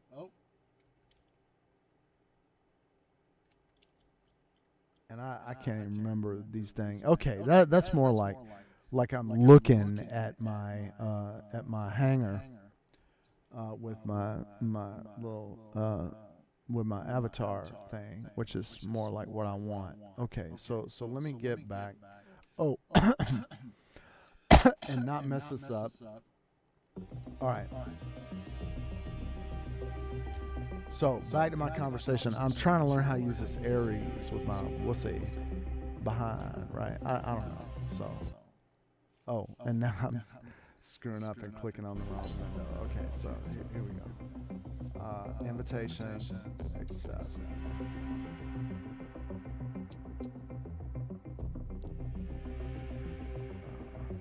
See, Blaze. All right, so he's already in a battle. Okay, but he friended me at my attention deficit ass anyway. I hope he's not mad. But I got things going on, folks. I'm getting ready to come up in there. So here I go. I'm going in. All right. Prepare to die, and that does mean me. All right. So what is I've got my WASD and S is back. Left, right.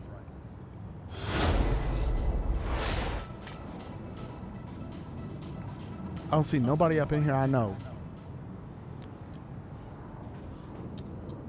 Are they already gone? Where is it? Okay, no, here they are. Okay. Well, I like. Okay, I bet we have. Let me. Okay. Oh, here comes this guy, Dizzy.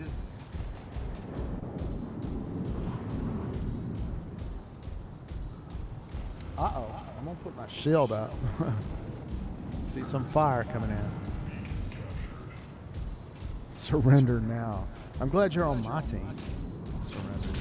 Oh, Arachnoid. Grammar Pope is over here. Now, I know Grammar Pope. He has fragged my behind on numerous occasions. Oh, now I'm locking up. Oh, somebody in my way. Oh, that's what it is.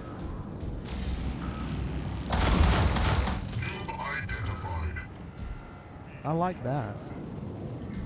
My thermal lance.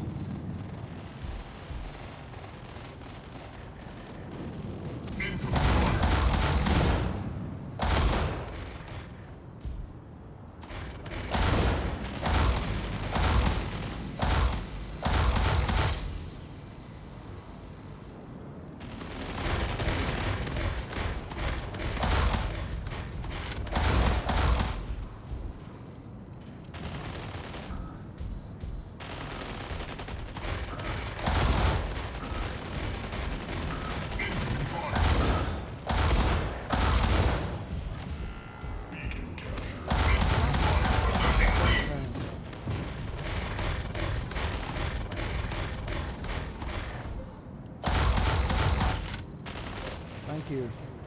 Oh. They're already behind me? Nolan? I should have seen him going on. Oh, he's mad and stuff. Hey, that was a fair shot. Arachnoid is just dead here, man. He's not doing nothing. Help. Grammar point.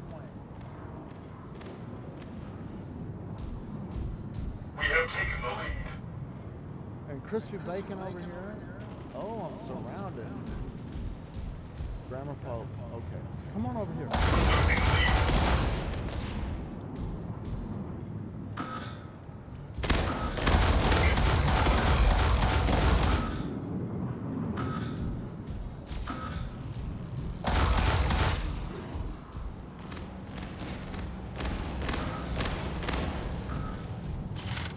Arachnoid, you're blocking the road.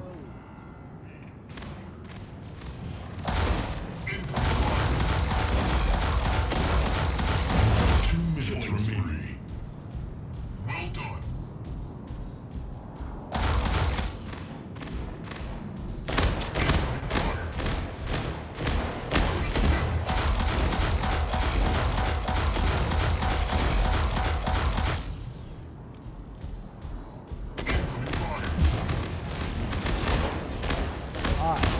That was bad. You saw that. I witnessed. Come on. Man, don't get over in here. I'm all the way back up in here after all I went through.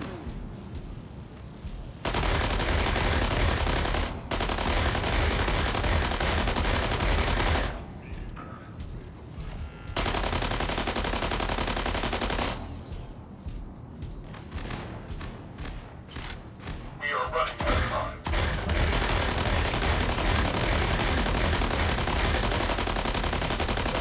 There is 1 minute left.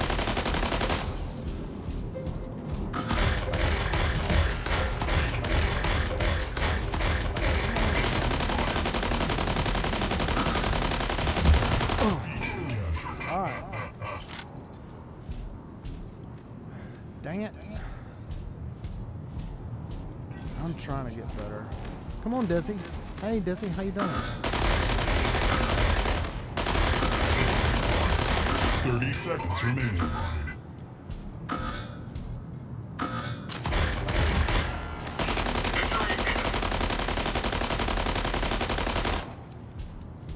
All right, look.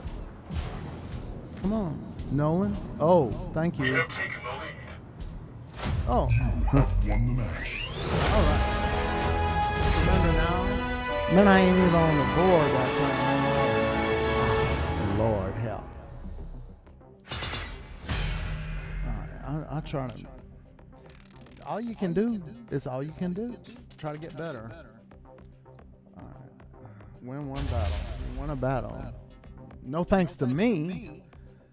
You gotta think about. Look at all this expensive equipment. Okay. Take that deep breath, man. Okay, I got a couple seconds. Drink my mud water. Oh no. A couple of seconds. Okay. Let me try to do better this time. I need to have more situations. I'm kind of like, yeah. I gotta have the situational awareness where. Good. We got somebody going over there. Okay, this guy's materializing right here. And I guess we share the credit for the capture. Yeah. Okay. Here's my.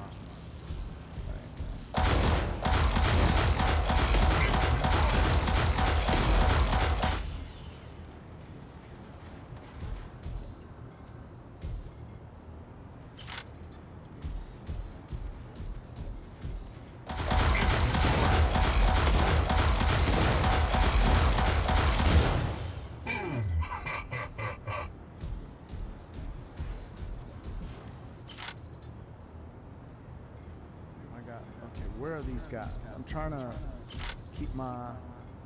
Oh, Captain Pugwash. Wait a minute. I need a clear shot at you. Wait a minute. This looks like a better position to be in. Have I got a place to go for cover? Yeah. But he's not coming out either.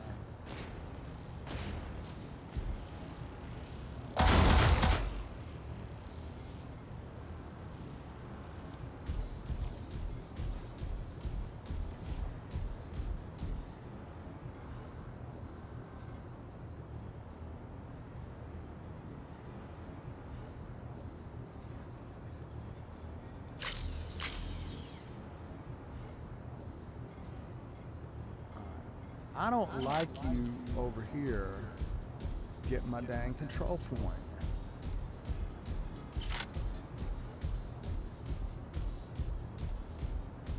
He already done got it. No, he ain't. Somebody ain't fragged him. Oh, the heck? That's somebody I know. Oh, and you want to come over here? Hold on.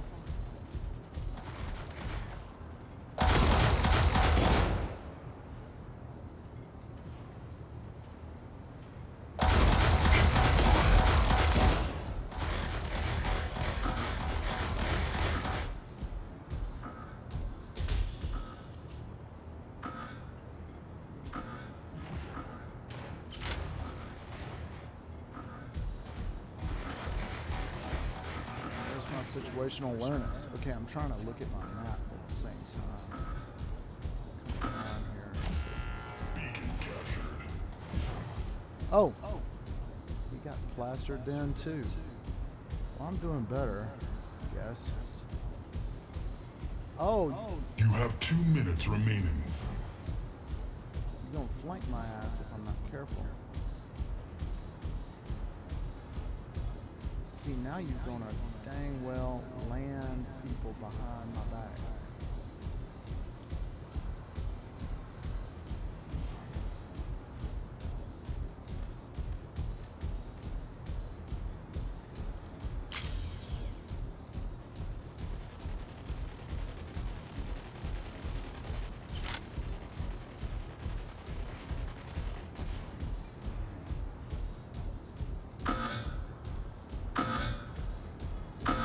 Victory imminent. Beacon capture failed.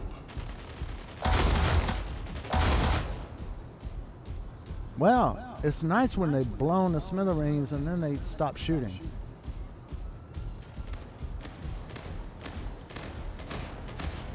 There is 1 minute left. Oh, You have won the match. wicked 6. 8. God, he was diving in. I'm trying to learn how to use this Aries. Let's see. Continue.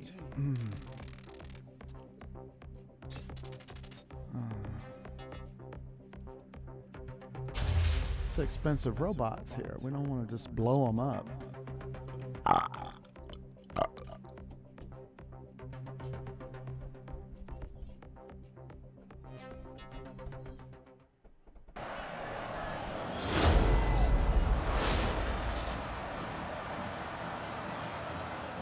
All right.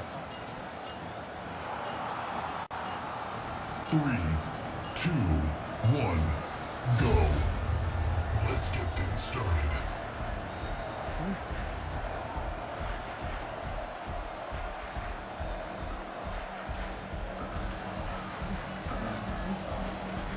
We have taken the lead.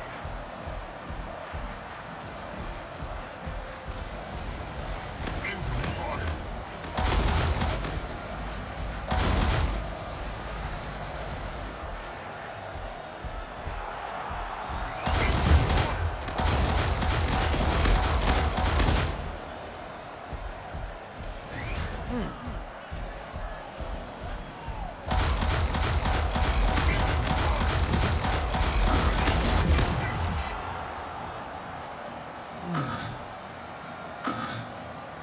How can I evade that? Ooh. Okay, now don't get worked up.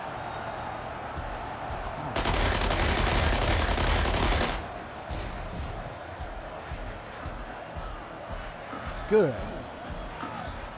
Your stuff is blown up now, buddy.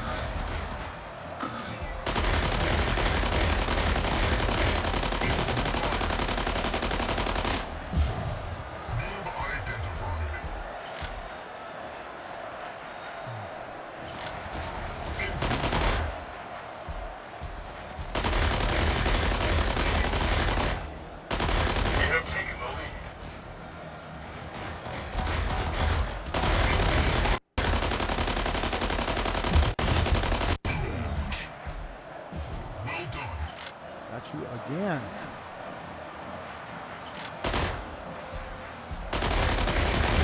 Killing spree. Well done. All right. Now.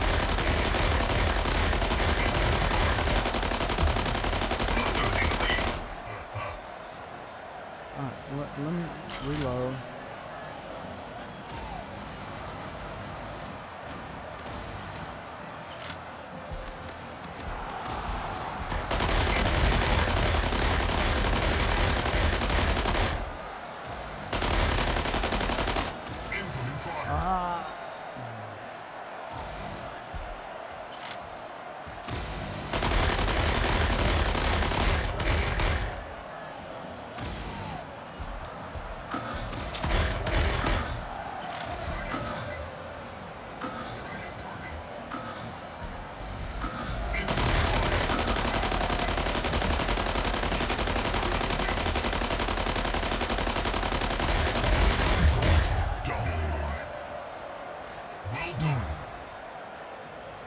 Shoot, I'm about to be dead. Oh, get away. Oh, no. The goat. I was sacrificed by the goat. That's a turntables business right there. Come on.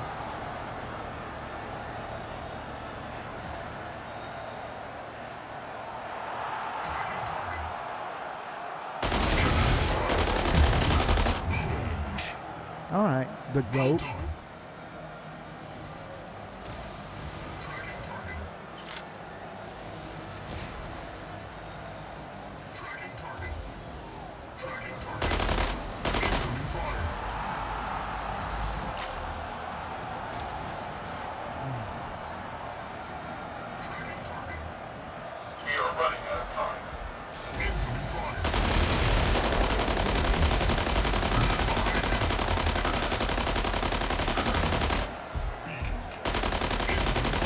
There is 1 minute left.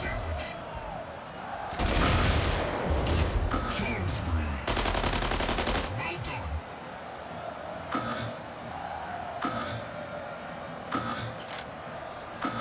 Oh, I got my juices going. Somebody heal my ass. Beacon captured.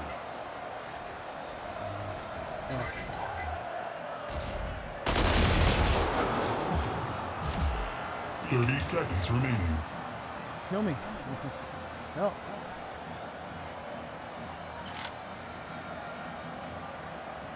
Victory imminent.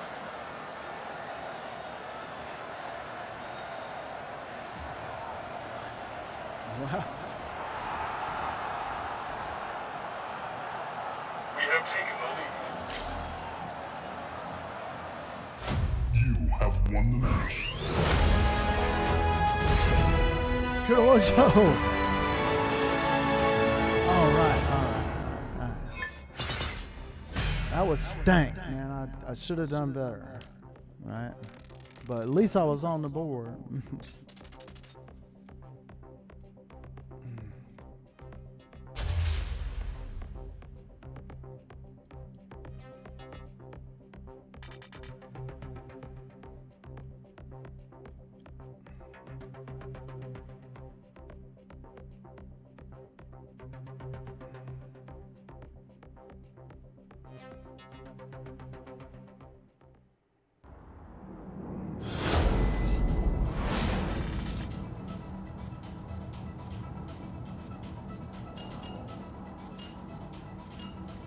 Three, 2, 1, go.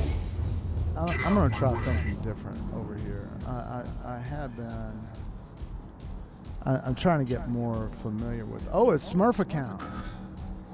Hello, Smurf account. Wish I have a cup of coffee. Why don't you just step over this way? I remember you. You fragged me so many times.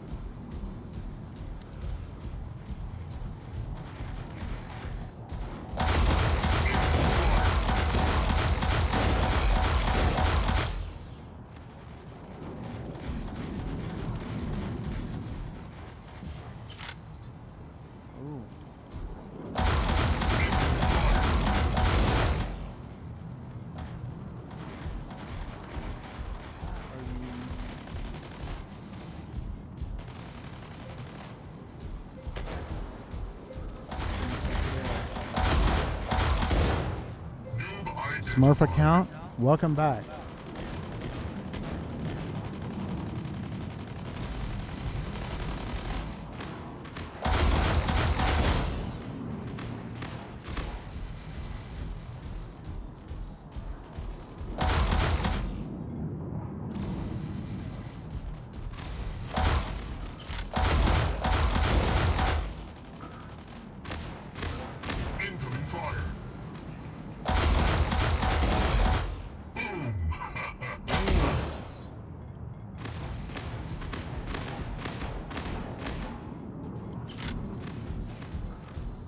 Oh, it's Lisby Solander.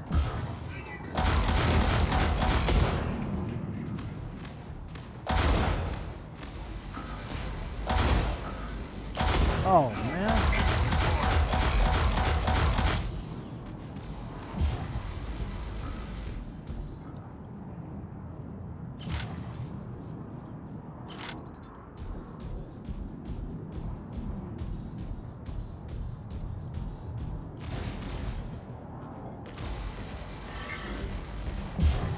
Solid snake. Lisby Solander's up there.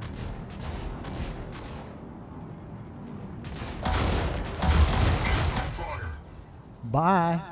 Hey, Smurf account. Hey, come on. Come over here. Killing spree. Smurf account. Well done. Humiliation. Well done.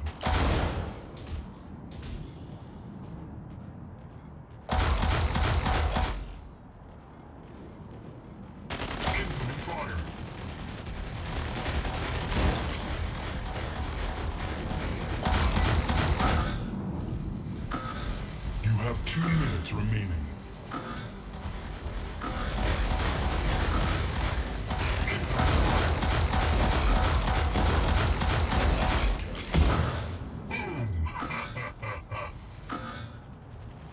Shoot.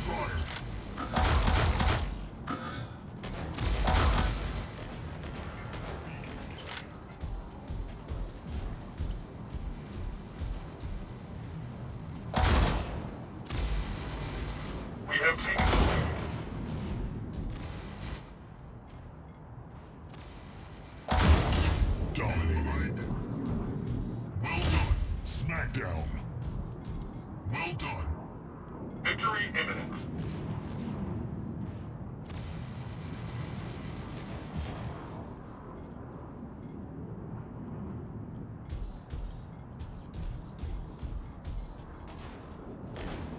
There is 1 minute left.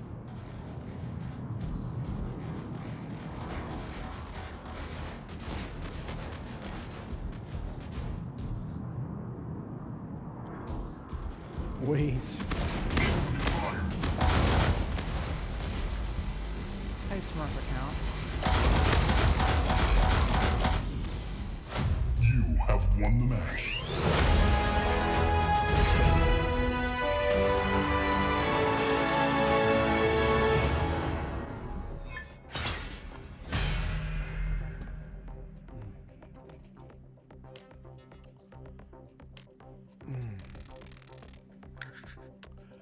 All right, so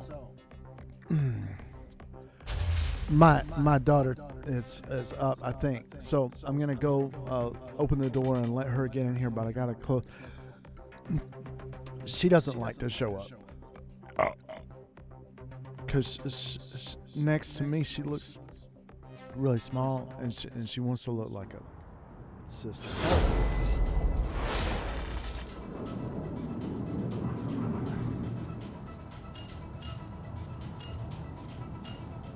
I was out of here. 2, 1, go. Let's get things started. We're losing the lead. Beacon captured.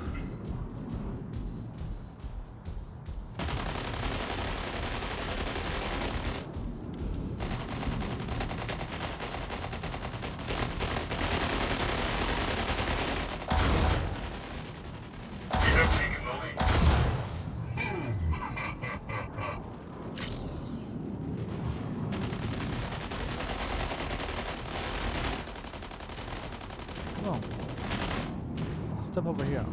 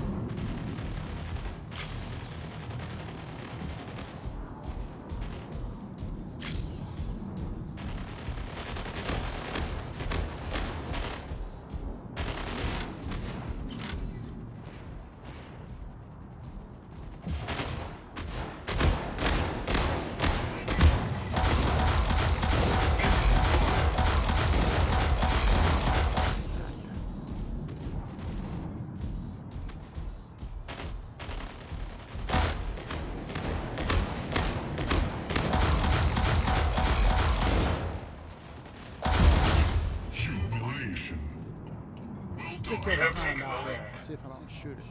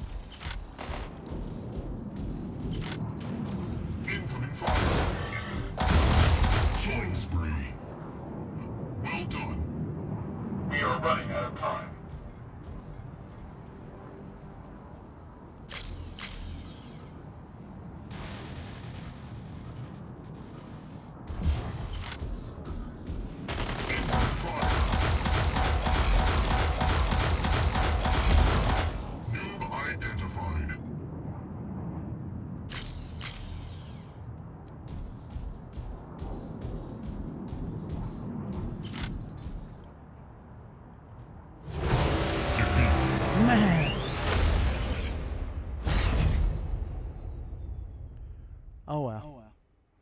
Okay, let me get out. You know, I'm trying to get out of this damn thing, and they got me. Okay, leave team. Yeah.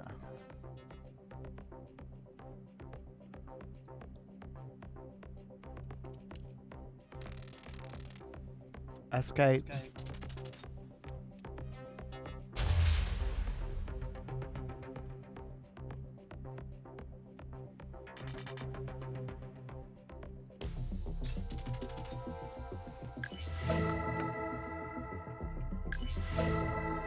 So I'm going to open the door, and I'm going to be right back.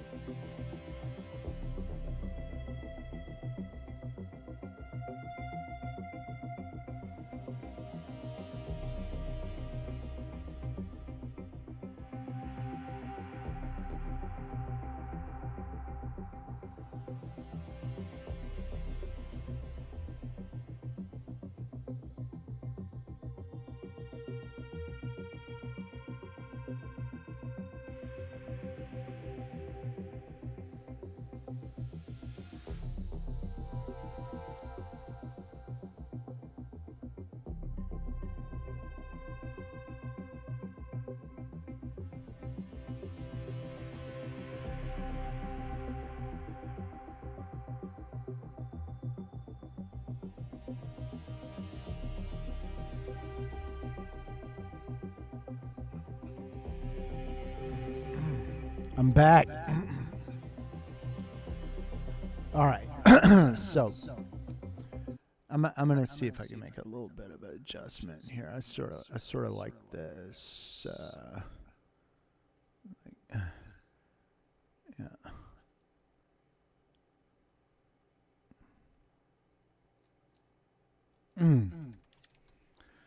All right. That looks like it's more professional.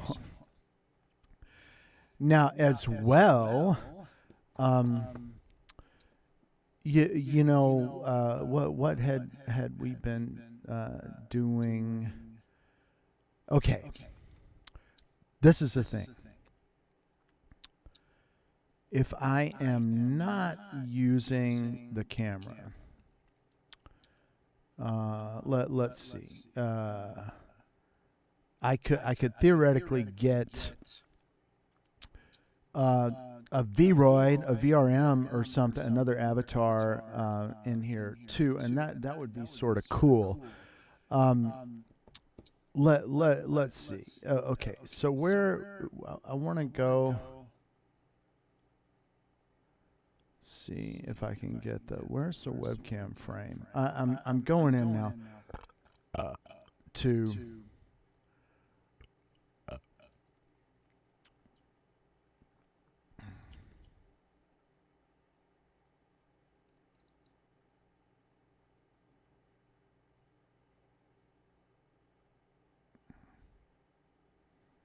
Yeah, this is the thing too. I've got the Anime's virtual camera. But do I want that? Questions.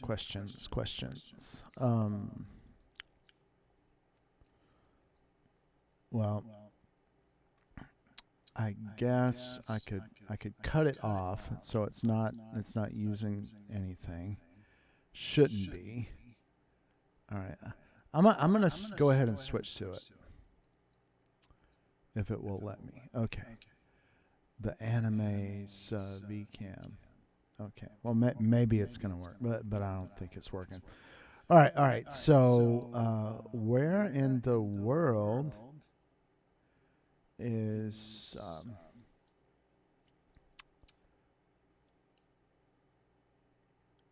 there's my VC face. All right. So... what I'm doing right now is I'm trying to get multiple avatars running.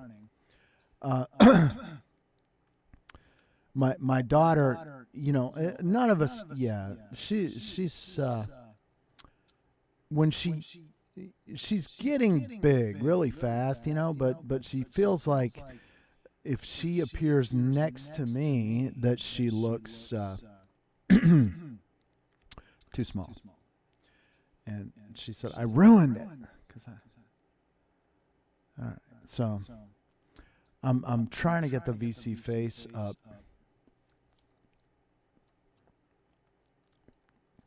As we speak. And I don't know if the VC face will take a webcam source. I don't. And VC face is also just locked up. It's not responding.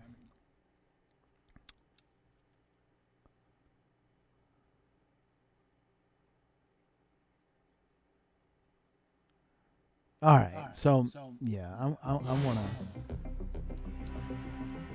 Can I upgrade this mech? End squad. Upgrade rank. How in the hell you get so many coins with it?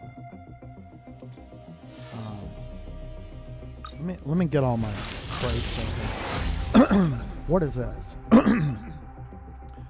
Holy moly! What's this? 529 credits. Limit reached. RPG 4 I can upgrade. With 6 blueprints. Pulse cannon.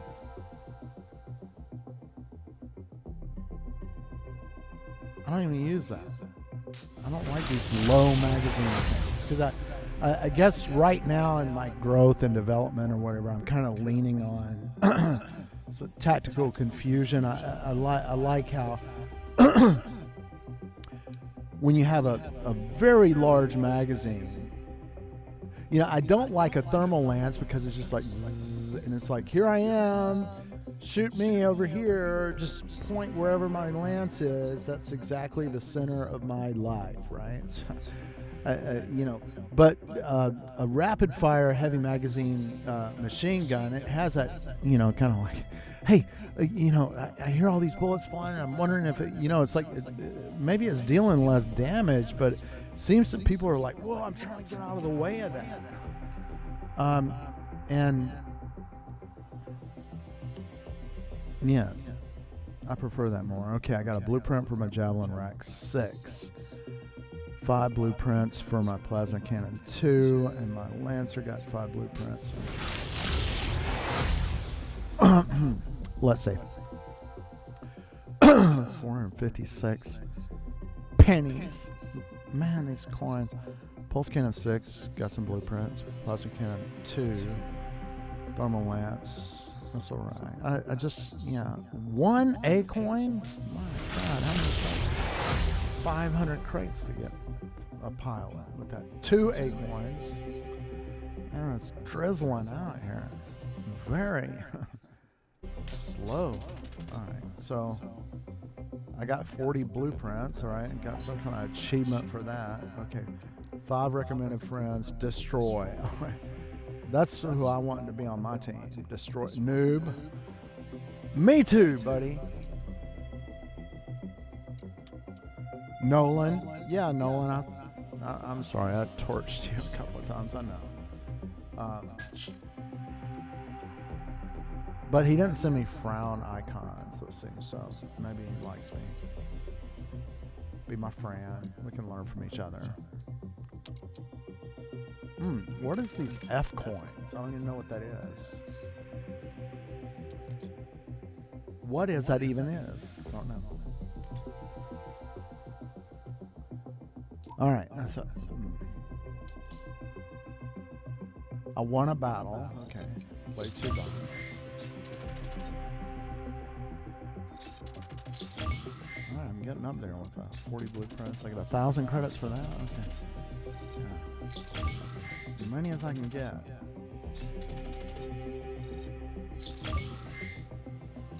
2,000. Yeah, come on with the coins. I need more coins. Coins. Deal 30,000. That's my Captain Mark of Cain America.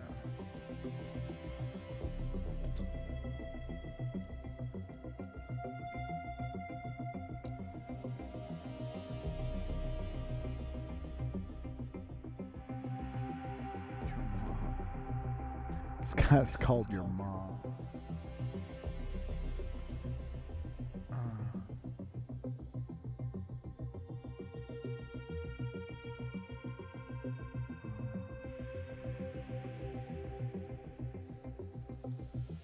What's that?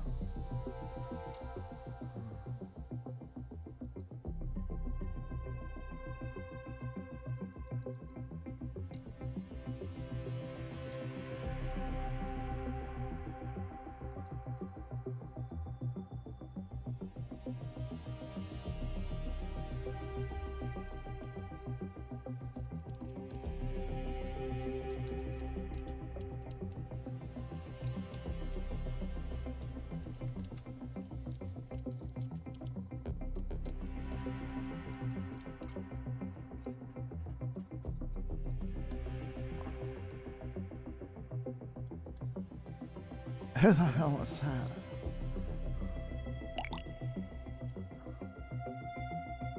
Control point clash. Okay.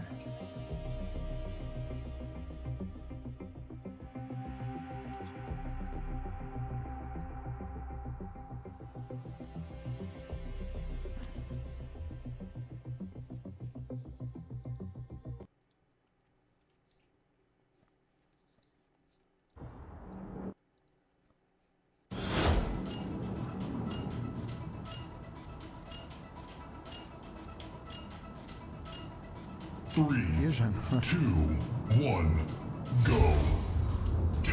way. I don't want to go over there.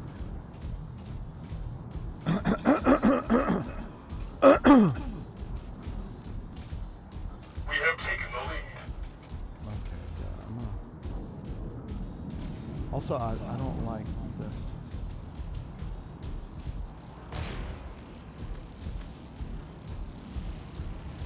I like a little bit of cover. First blood. All right, player.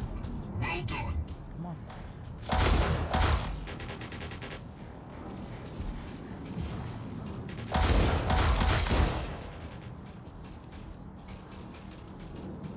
Your dad and your mom.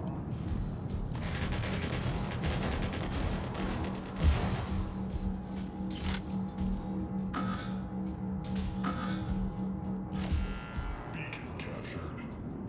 The cheat.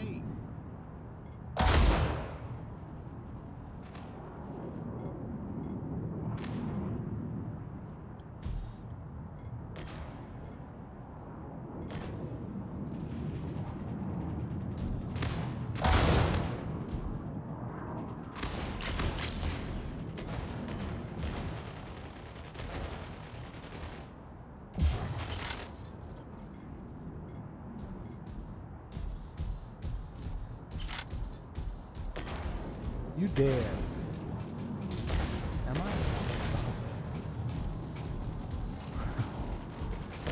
I? I just said you dead and then you was dead. How's that happen? Fire.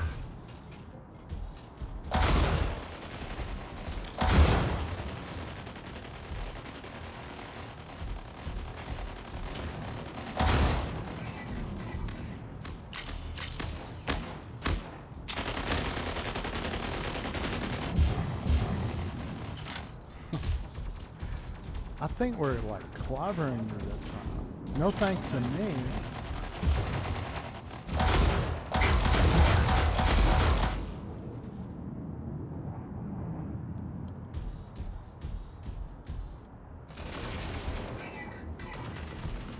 Incoming fire. Victory imminent.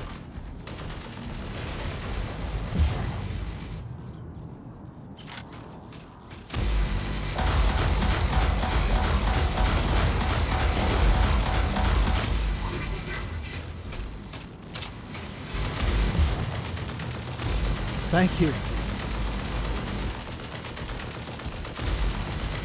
Get the hell out of my. The cheat. Well, at least I learned a little bit of something from that. You have 2 minutes remaining. You have won the match.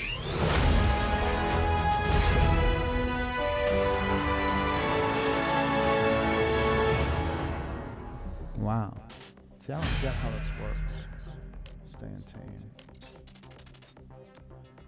Play with 4,000 pilot XP, 40 battles. 40? Really?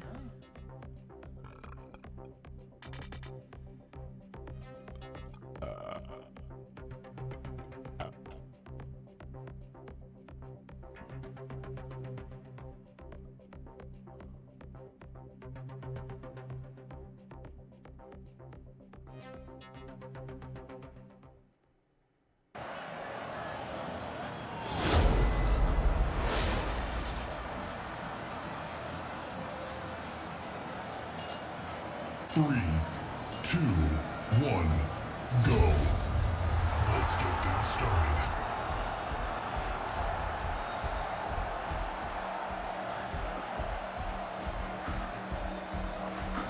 We have taken the lead.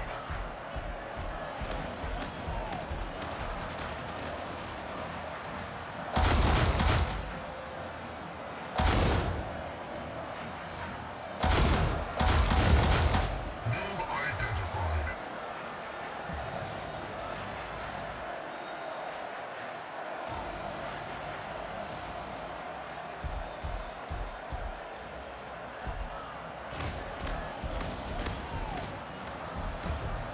We're losing the lead.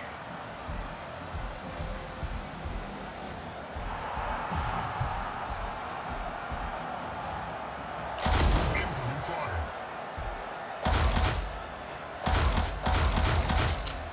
We have taken the lead.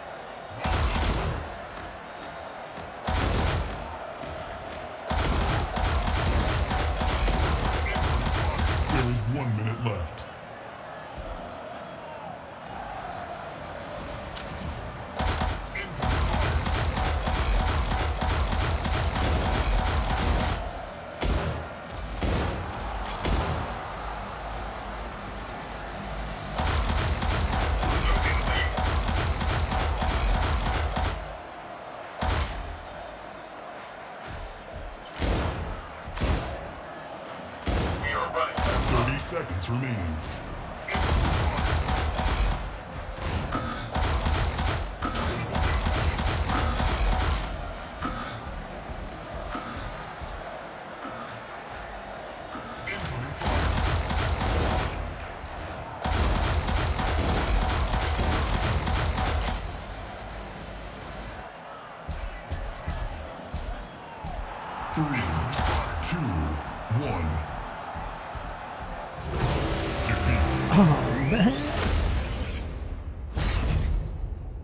Man, I'm MVP. I can't believe that. And I thought I was playing bad. But I guess everybody was playing bad. That's probably the thing. You know, when you're the number one and everybody suck, you ain't very high.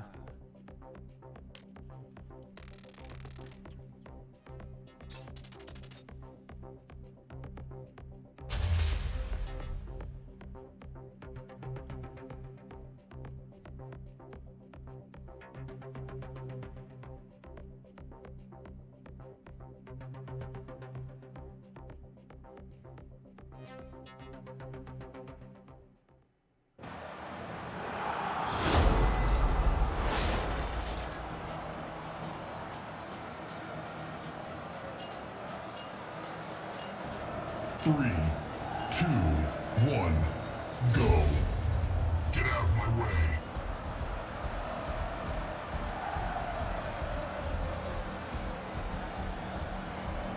We're losing the lead.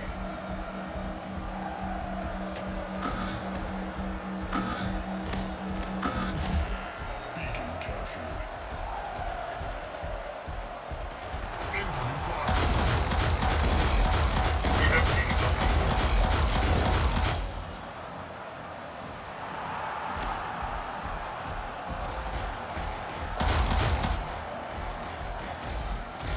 We're losing the lead.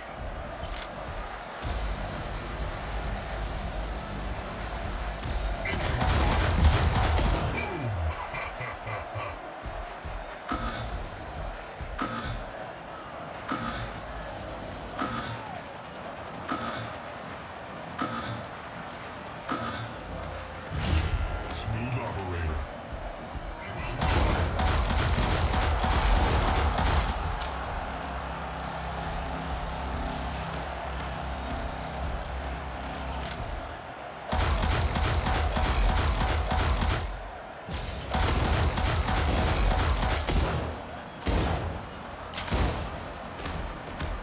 Incoming fire.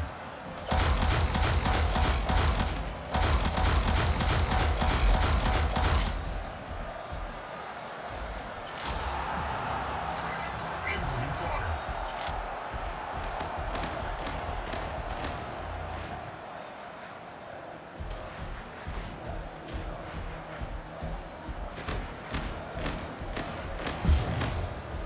Ouch.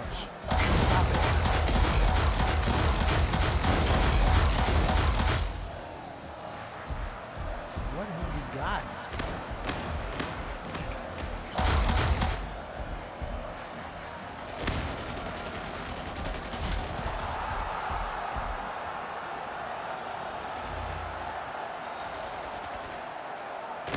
Incoming fire.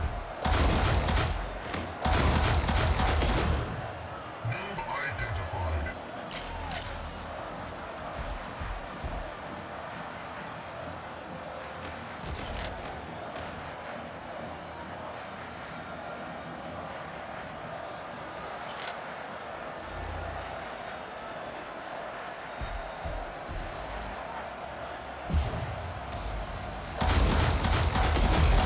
Killing spree. Well done. Humiliation. Well done. Degenerate. What are you riding on now? You have 2 minutes remaining.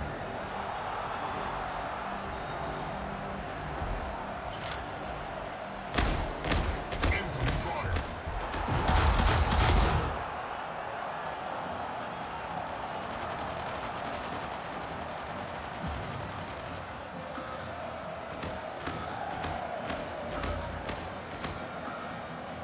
Incoming fire.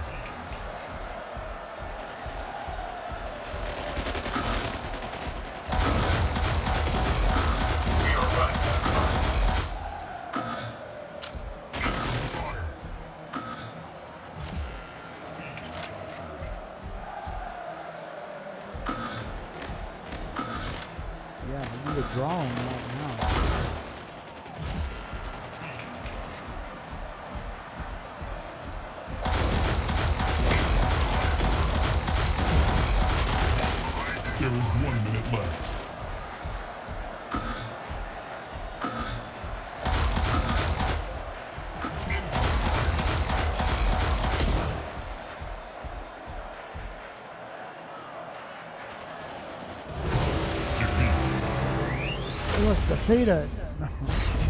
Kudowojoe, number 2, with 4 down.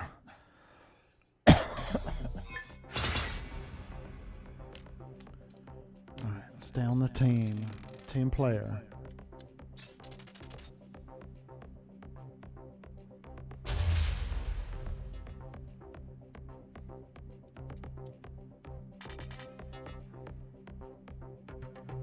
Pikachu. Don't let Pikachu leave us out. Pikachu's leaving us. That's bad omen.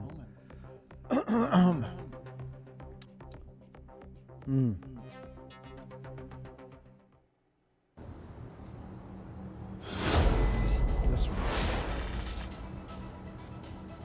Blaze is my dog. 3, 2, 1, go. Let's get things started. I wonder if I went straight up the middle. Why is they always popping out in the middle? We have taken the lead.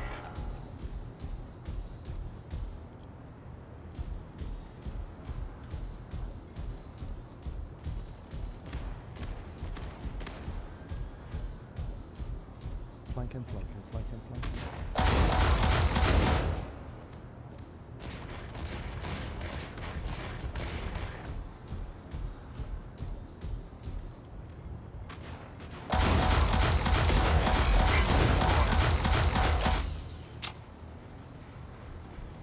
You going back over there?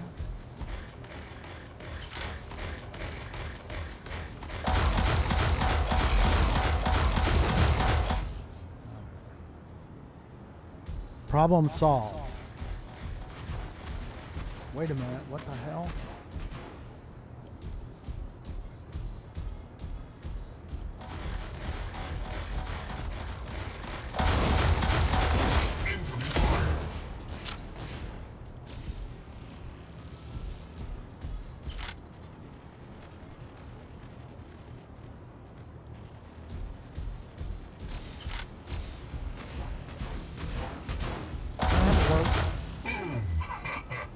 Just one round.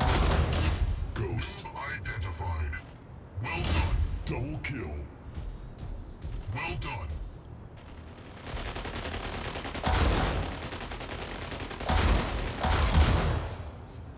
Baby Bottle, you back up in here? How you doing? Hey, Forrest. What's going on?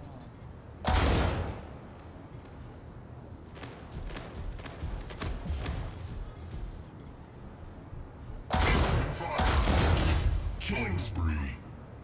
Well done. Humiliation. Well done. Tracking target. Loading. Am I getting flames right here?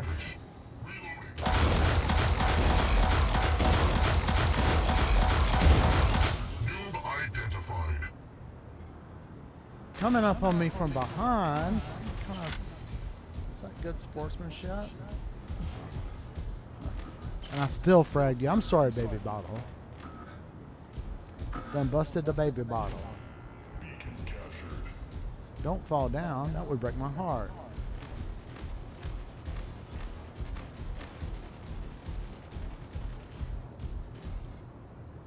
You have 2 minutes remaining. Oh no, they're getting the upper hand and all this business going on. Foxhound. Come on.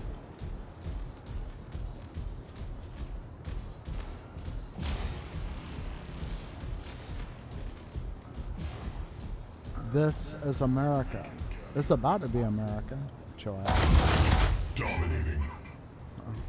Well done. Humiliation. Killed you twice. This is America. Welcome to my world. Incoming fire.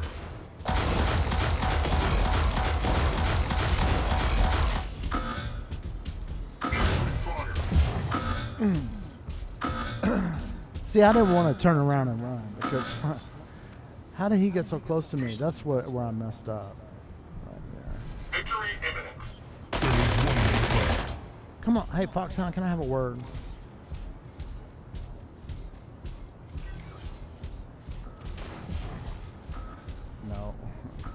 Somebody already killed.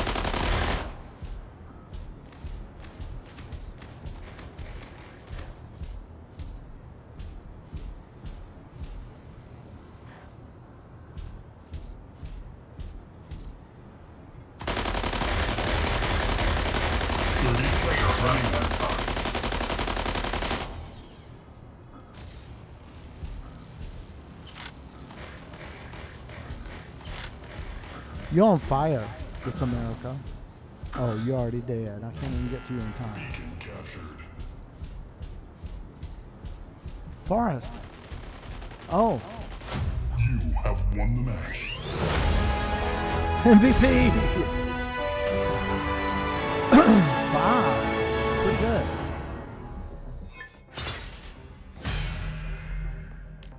I'll stay on the team.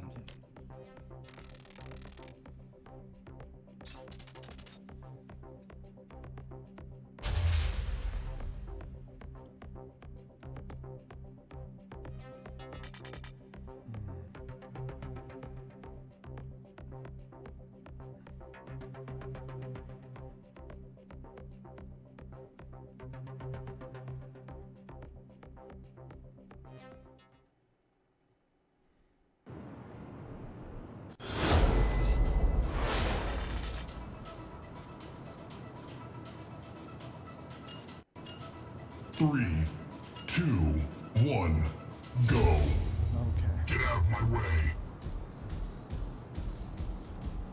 You're about to be under fire. Under fire. We're losing the lead. Beacon captured. I sacrifice you up in here. Man, you have been sacrificing me too much.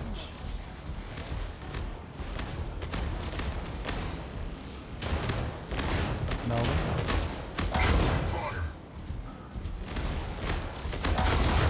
No.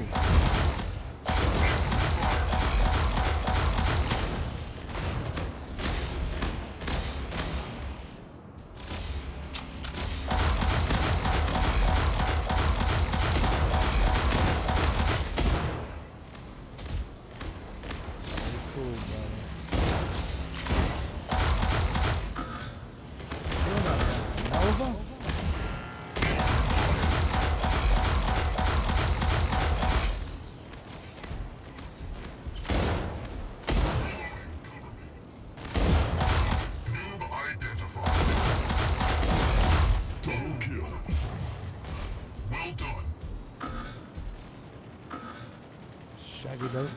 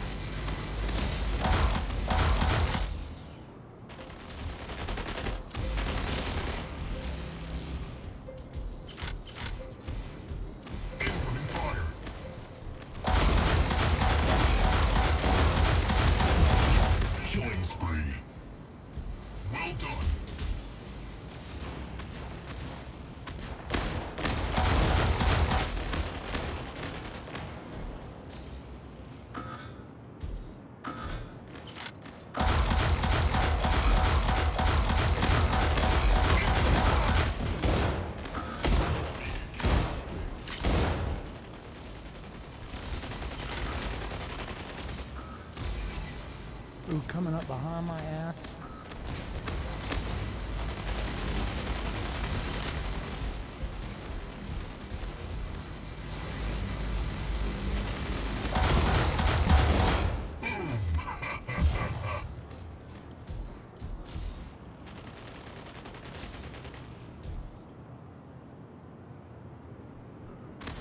Dead already.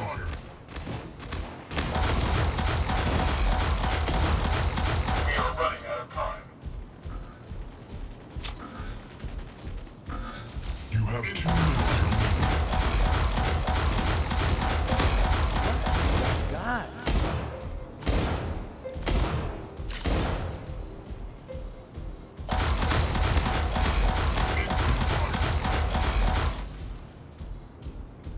Somebody get this guy.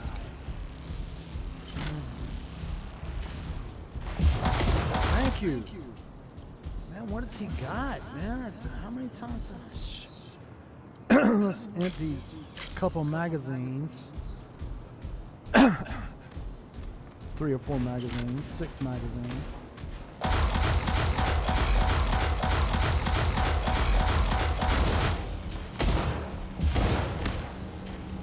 I sacrificed you. That's what I just said. Beacon captured. Victory imminent.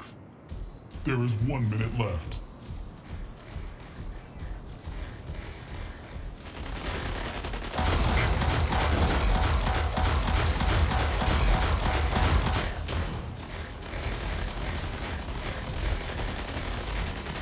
We have taken the lead.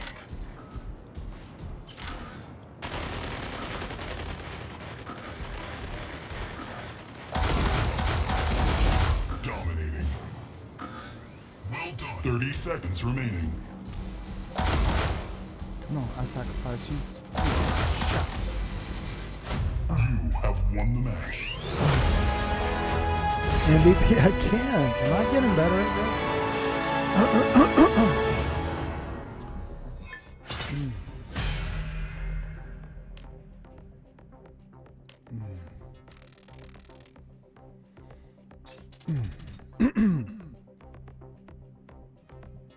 Booze is sad.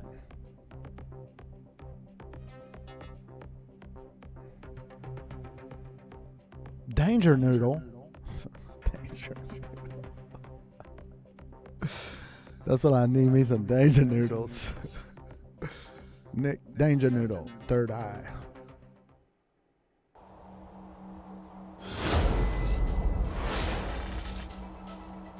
Danger Noodle, I'm down with you. 3, 2, 1, go. Let's get things started.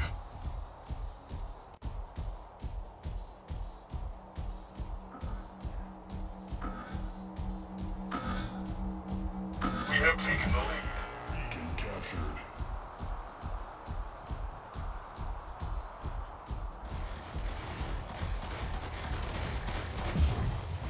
Oops.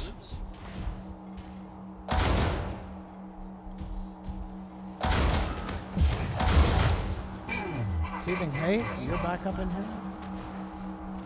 Thought I told you about it.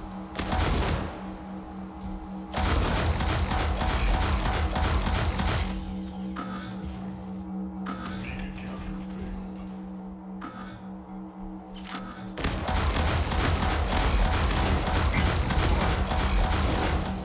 Beacon capture failed.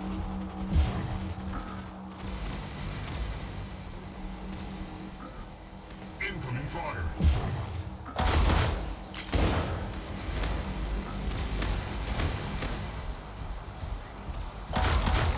Losing the lead.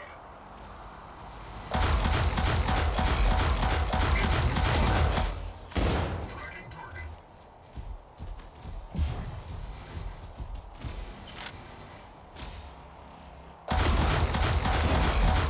Noob identified.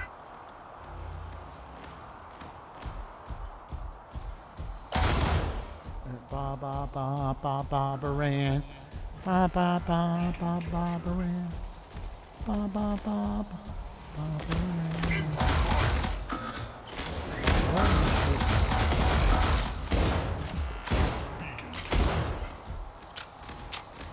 Incoming fire.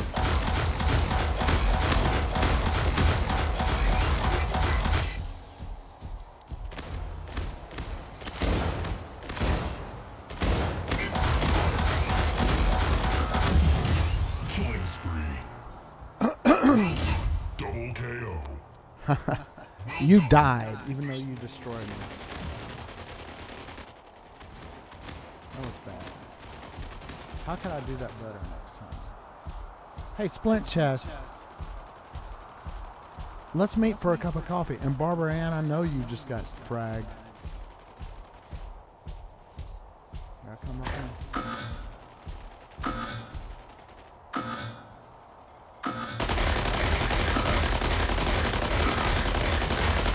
Beacon captured.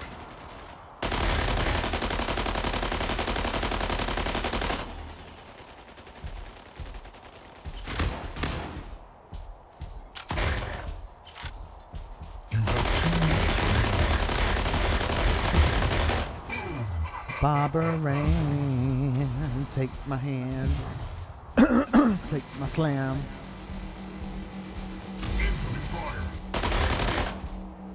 Come on. Slap butthead. Mess with me. Oh, okay. Killing spree. Oh, do you mind?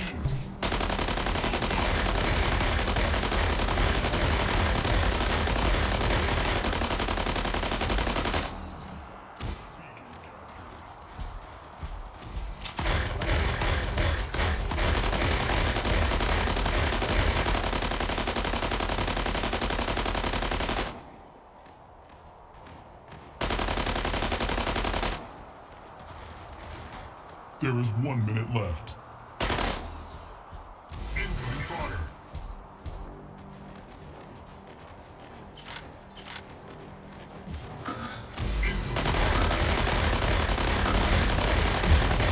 Noob identified. You're through, man, through. We have taken the lead. Victory imminent. 30 seconds remaining.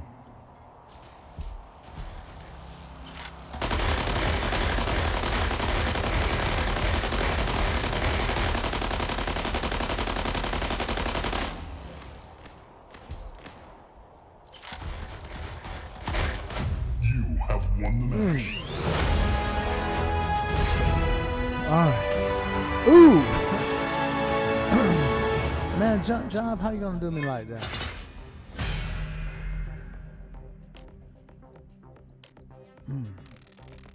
Need to stretch. I'm stretching my fingers right now. Ooh, I don't want to pop those knuckles, man. Don't pop them. Just stretch them.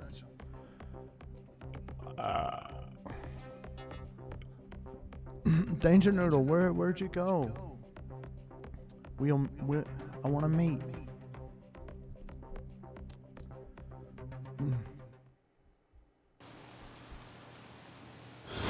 Oh no, I don't know the slow.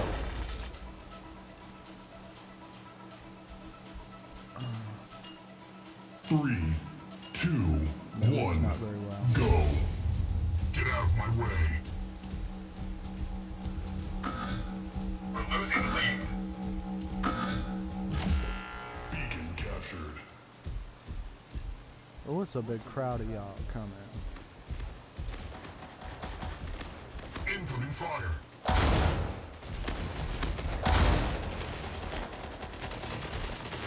Incoming fire.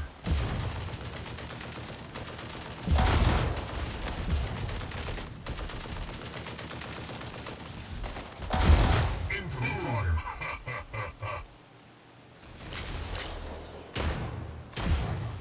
Incoming fire.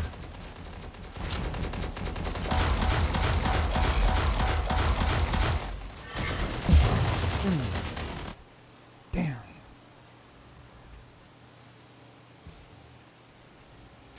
So quick. That was bad. Noob. Hey, player.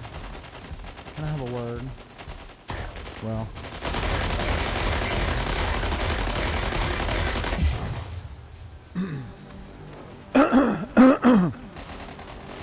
Maybe I will learn how to play this game. But I don't know. Tracking target. Tracking target. Tracking target. Incoming fire. Target.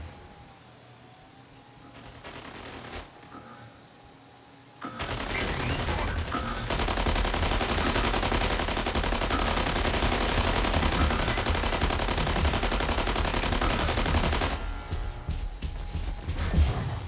Noob identified.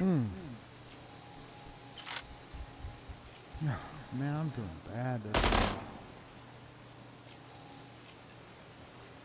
Tracking target.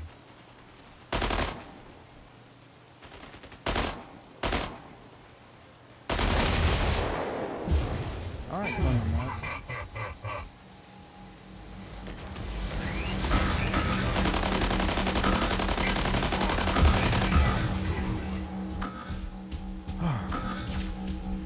Well, I kind of enjoyed that.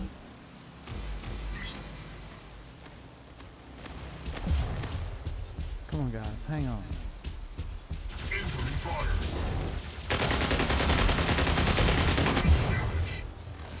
What the hell did he hit me with? I'm out. Damn.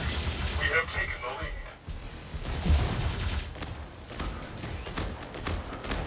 You had taken the lead.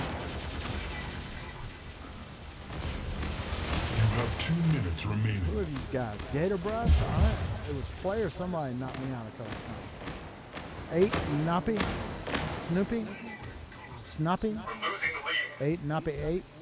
What the hell is that? Come on, turn around. What is this skate tractor business? Is that what that is? I've never seen one of those. Thunder Nuts, he's pissed off.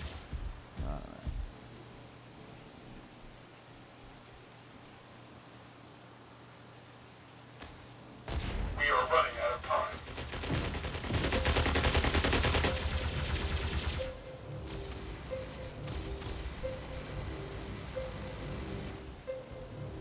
Here he comes. Look out, man. He's coming. Oh, you did it.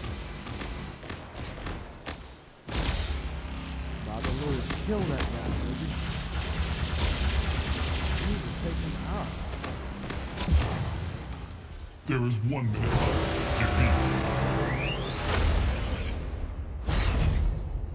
Thunder Nuts.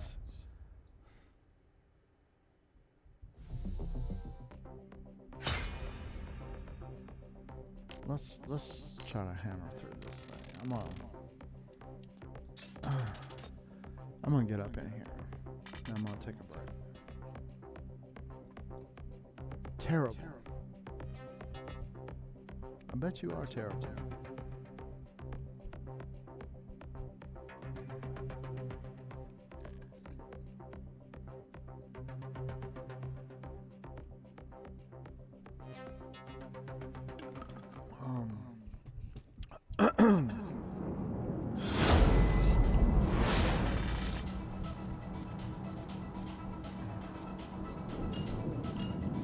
Three, 2, 1, go. Let's get things started. I guess we could have landed on the other side. That's Beacon capture failed. We're losing it's the lead. fairy godmama. Beacon.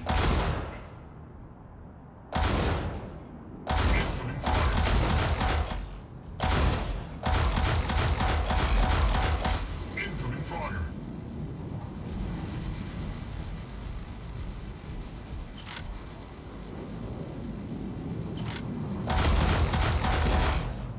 We have taken the lead. Lasagna love. Oh, you're dead. Passport to hell. Oh man, I thought you was dead. First blood. How is that you disappeared like that? And then, see, I don't know. Passport to hell. Can you pump your behind out here? Oh, well, I guess you're dead now. Or, well, you got the damn beacon. I don't want y'all landing on the damn beacon.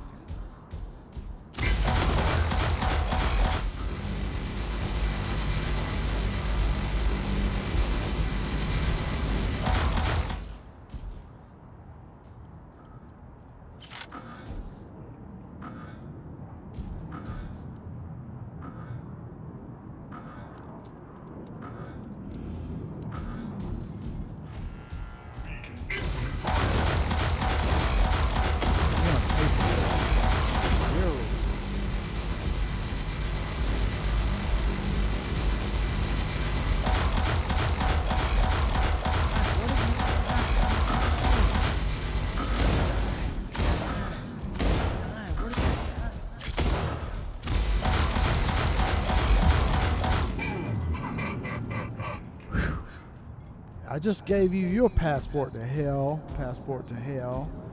To hell with your head. Incoming fire.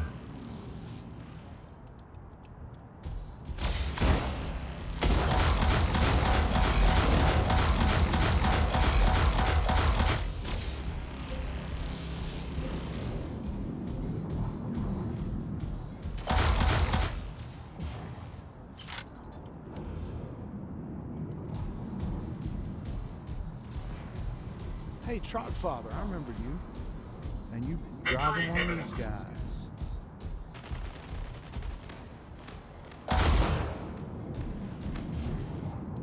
You have 2 minutes remaining.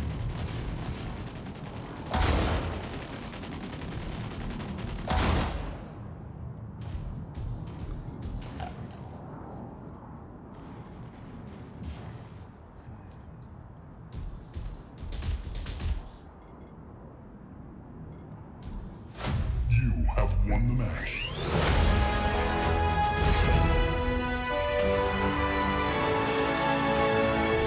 Is that all I got? 2?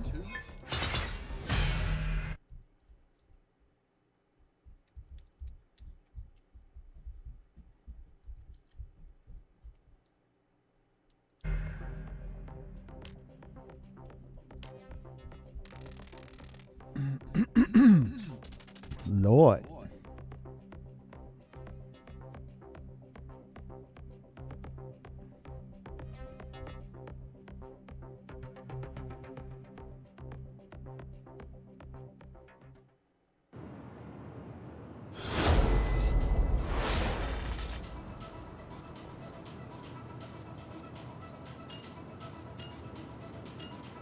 Three, 2, 1, go. Get out of my way.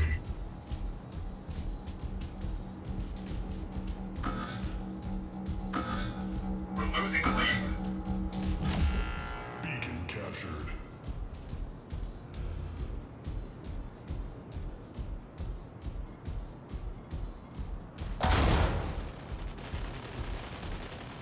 Incoming fire.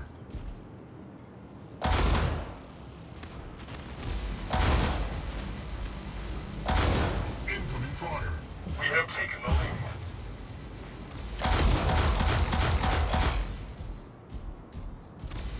Incoming fire.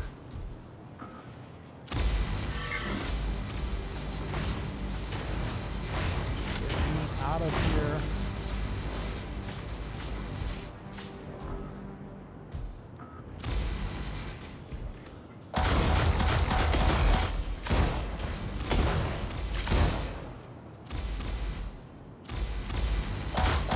Incoming fire. Losing the lead.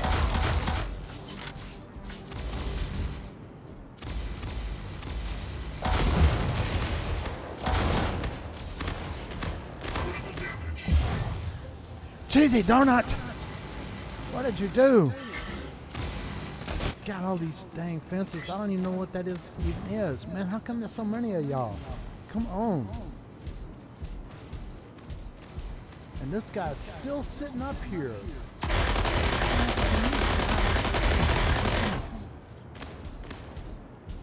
Incoming fire.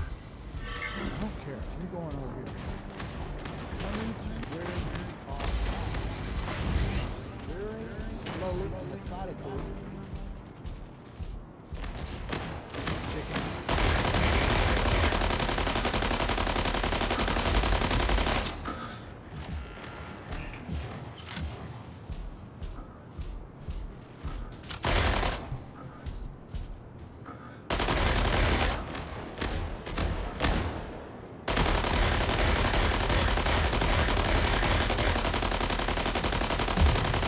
Noob identified.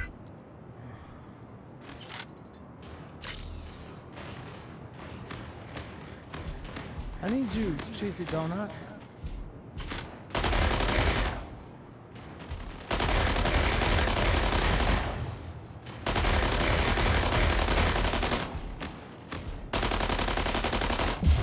Oh! He came up behind me and rammed my ass. Well, 2 can play at this game. You have 2 minutes remaining. Tracking. Incoming fire. We are running out of time.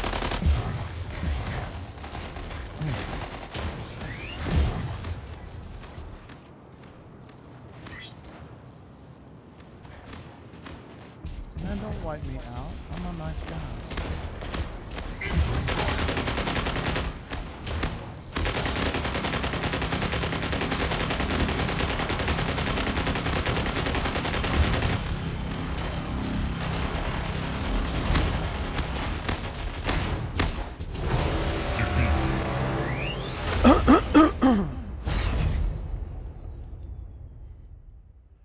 Player 47946846. I gotta take a break. I gotta take my break.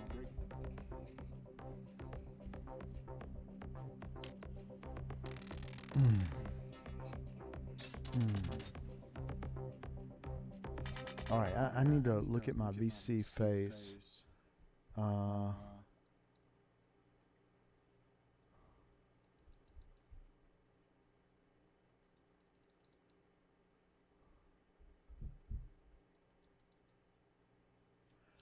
And the camera.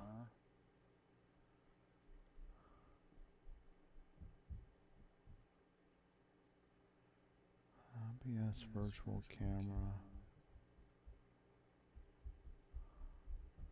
Well, that's not what I want. I want the Nexigo.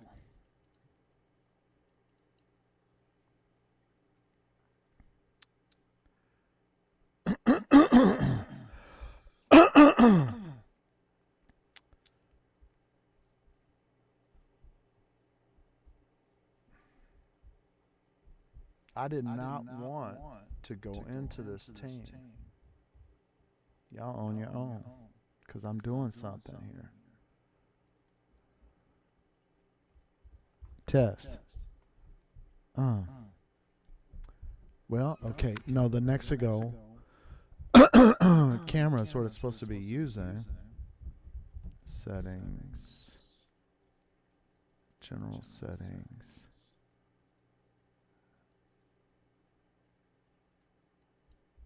Nexigo. Animes. Nexigo. All right. Well, now. Yeah. Oh, okay. So now I'm sort of moving again. All right. This looks good. All right. Can I? Well, let's select a different avatar. I don't like this.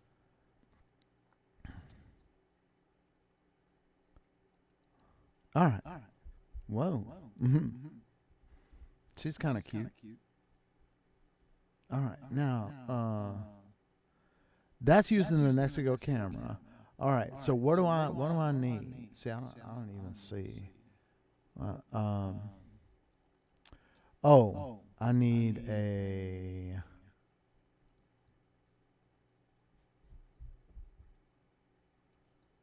Screen capture. No, I don't.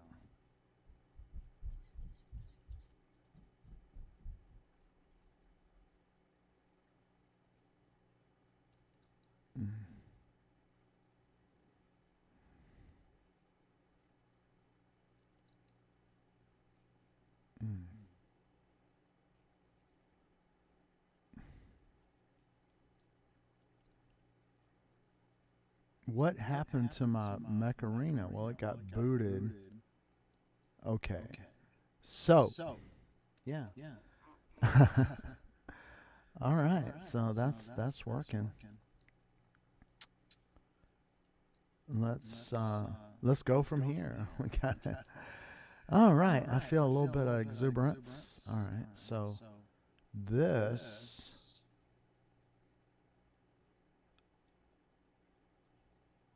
I need a game capture window.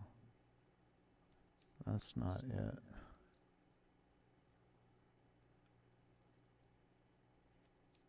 That's not it.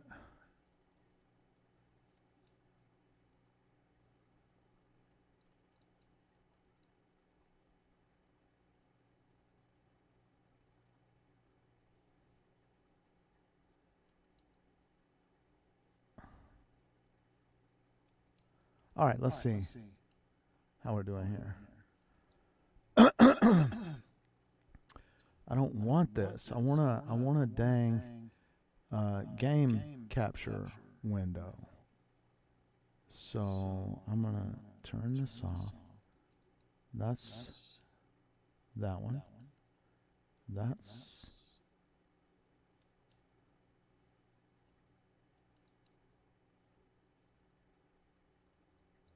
Mech Arena.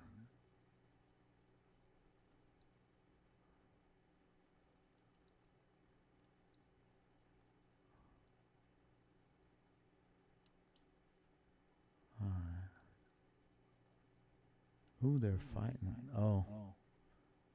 See, they were down.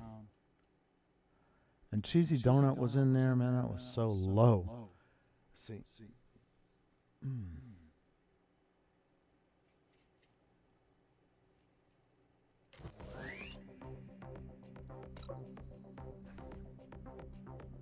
I need to get my ginger tea going.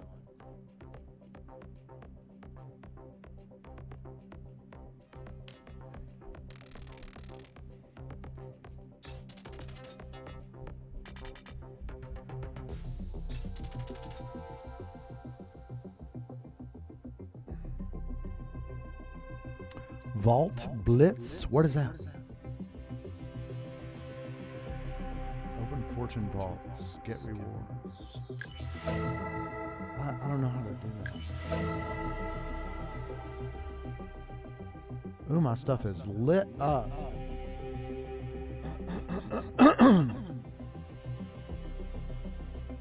Alright, so I need to get on my VC face. And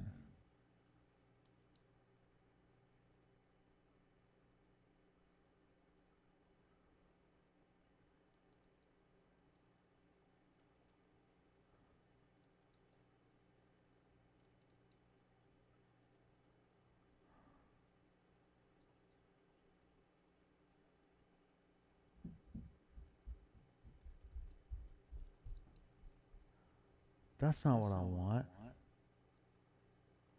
Maybe I can get in here and fix it. I don't know. I'll try.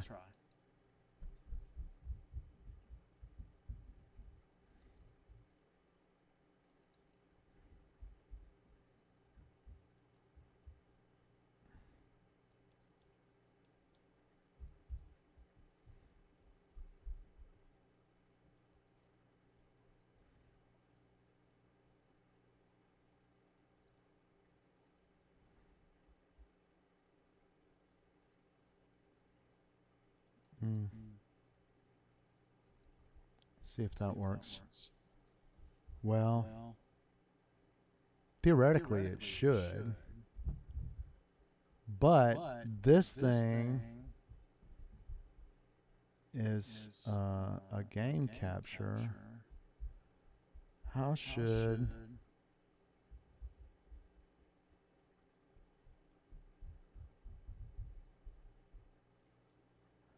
Let's add a source.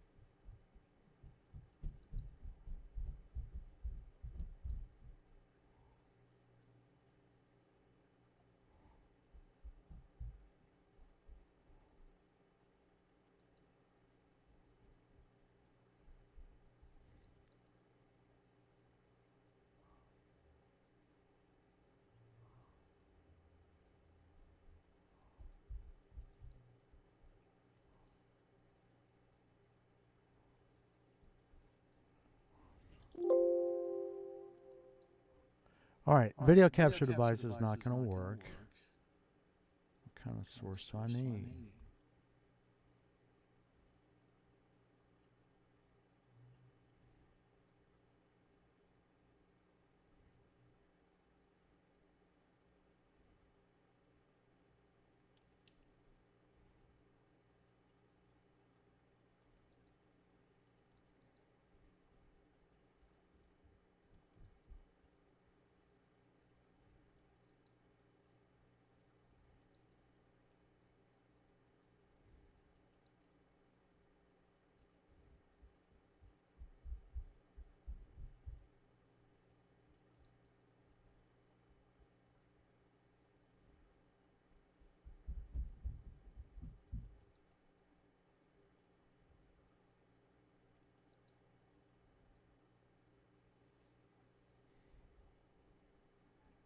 Hmm.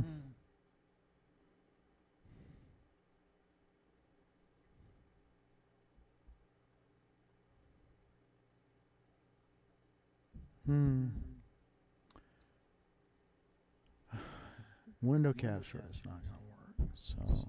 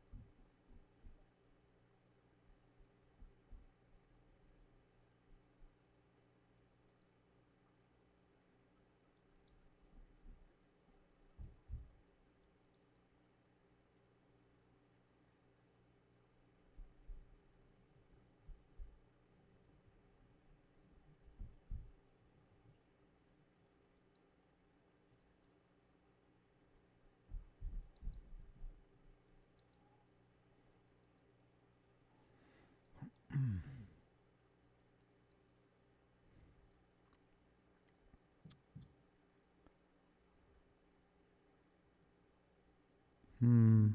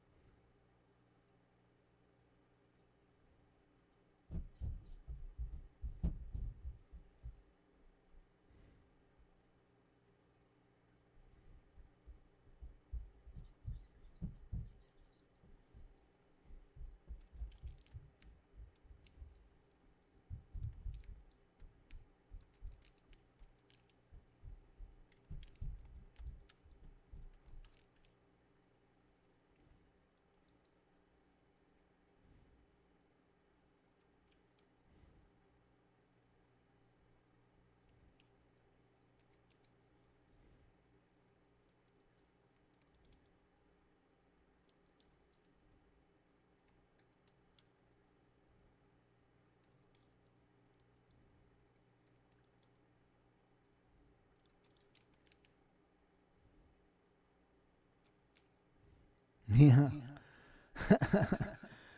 All right. Control Shift F2.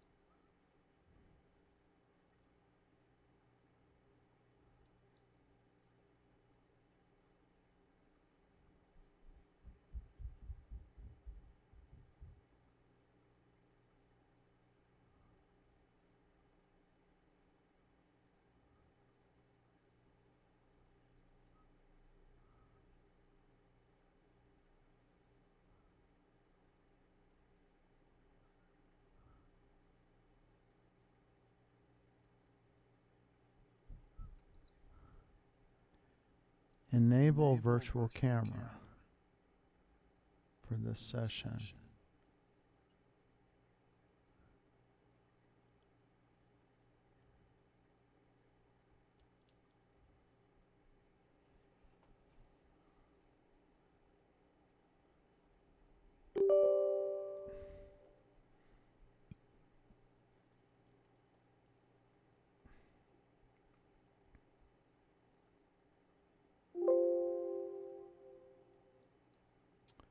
Okay. All right. So what does that mean? That means perhaps now I can add a webcam source.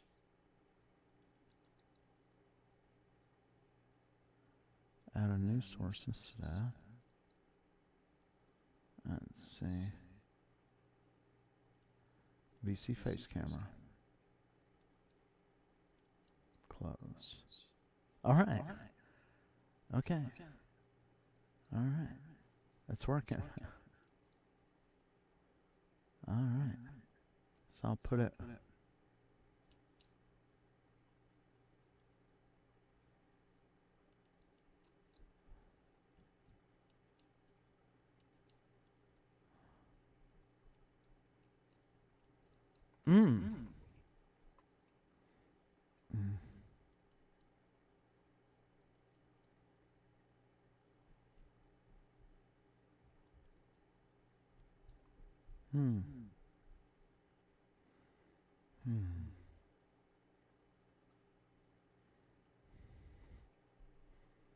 All right, so here we go. Yeah.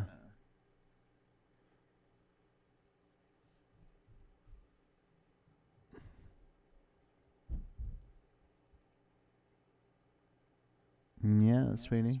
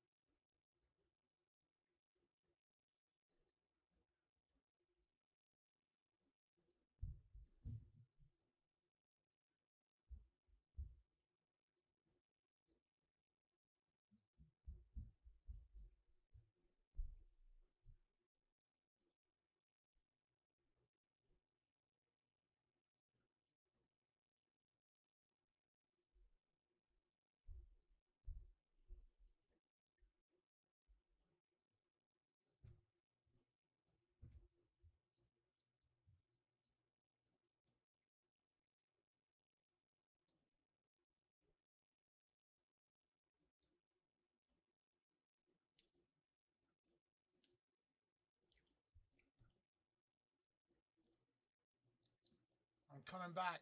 I'm on the way.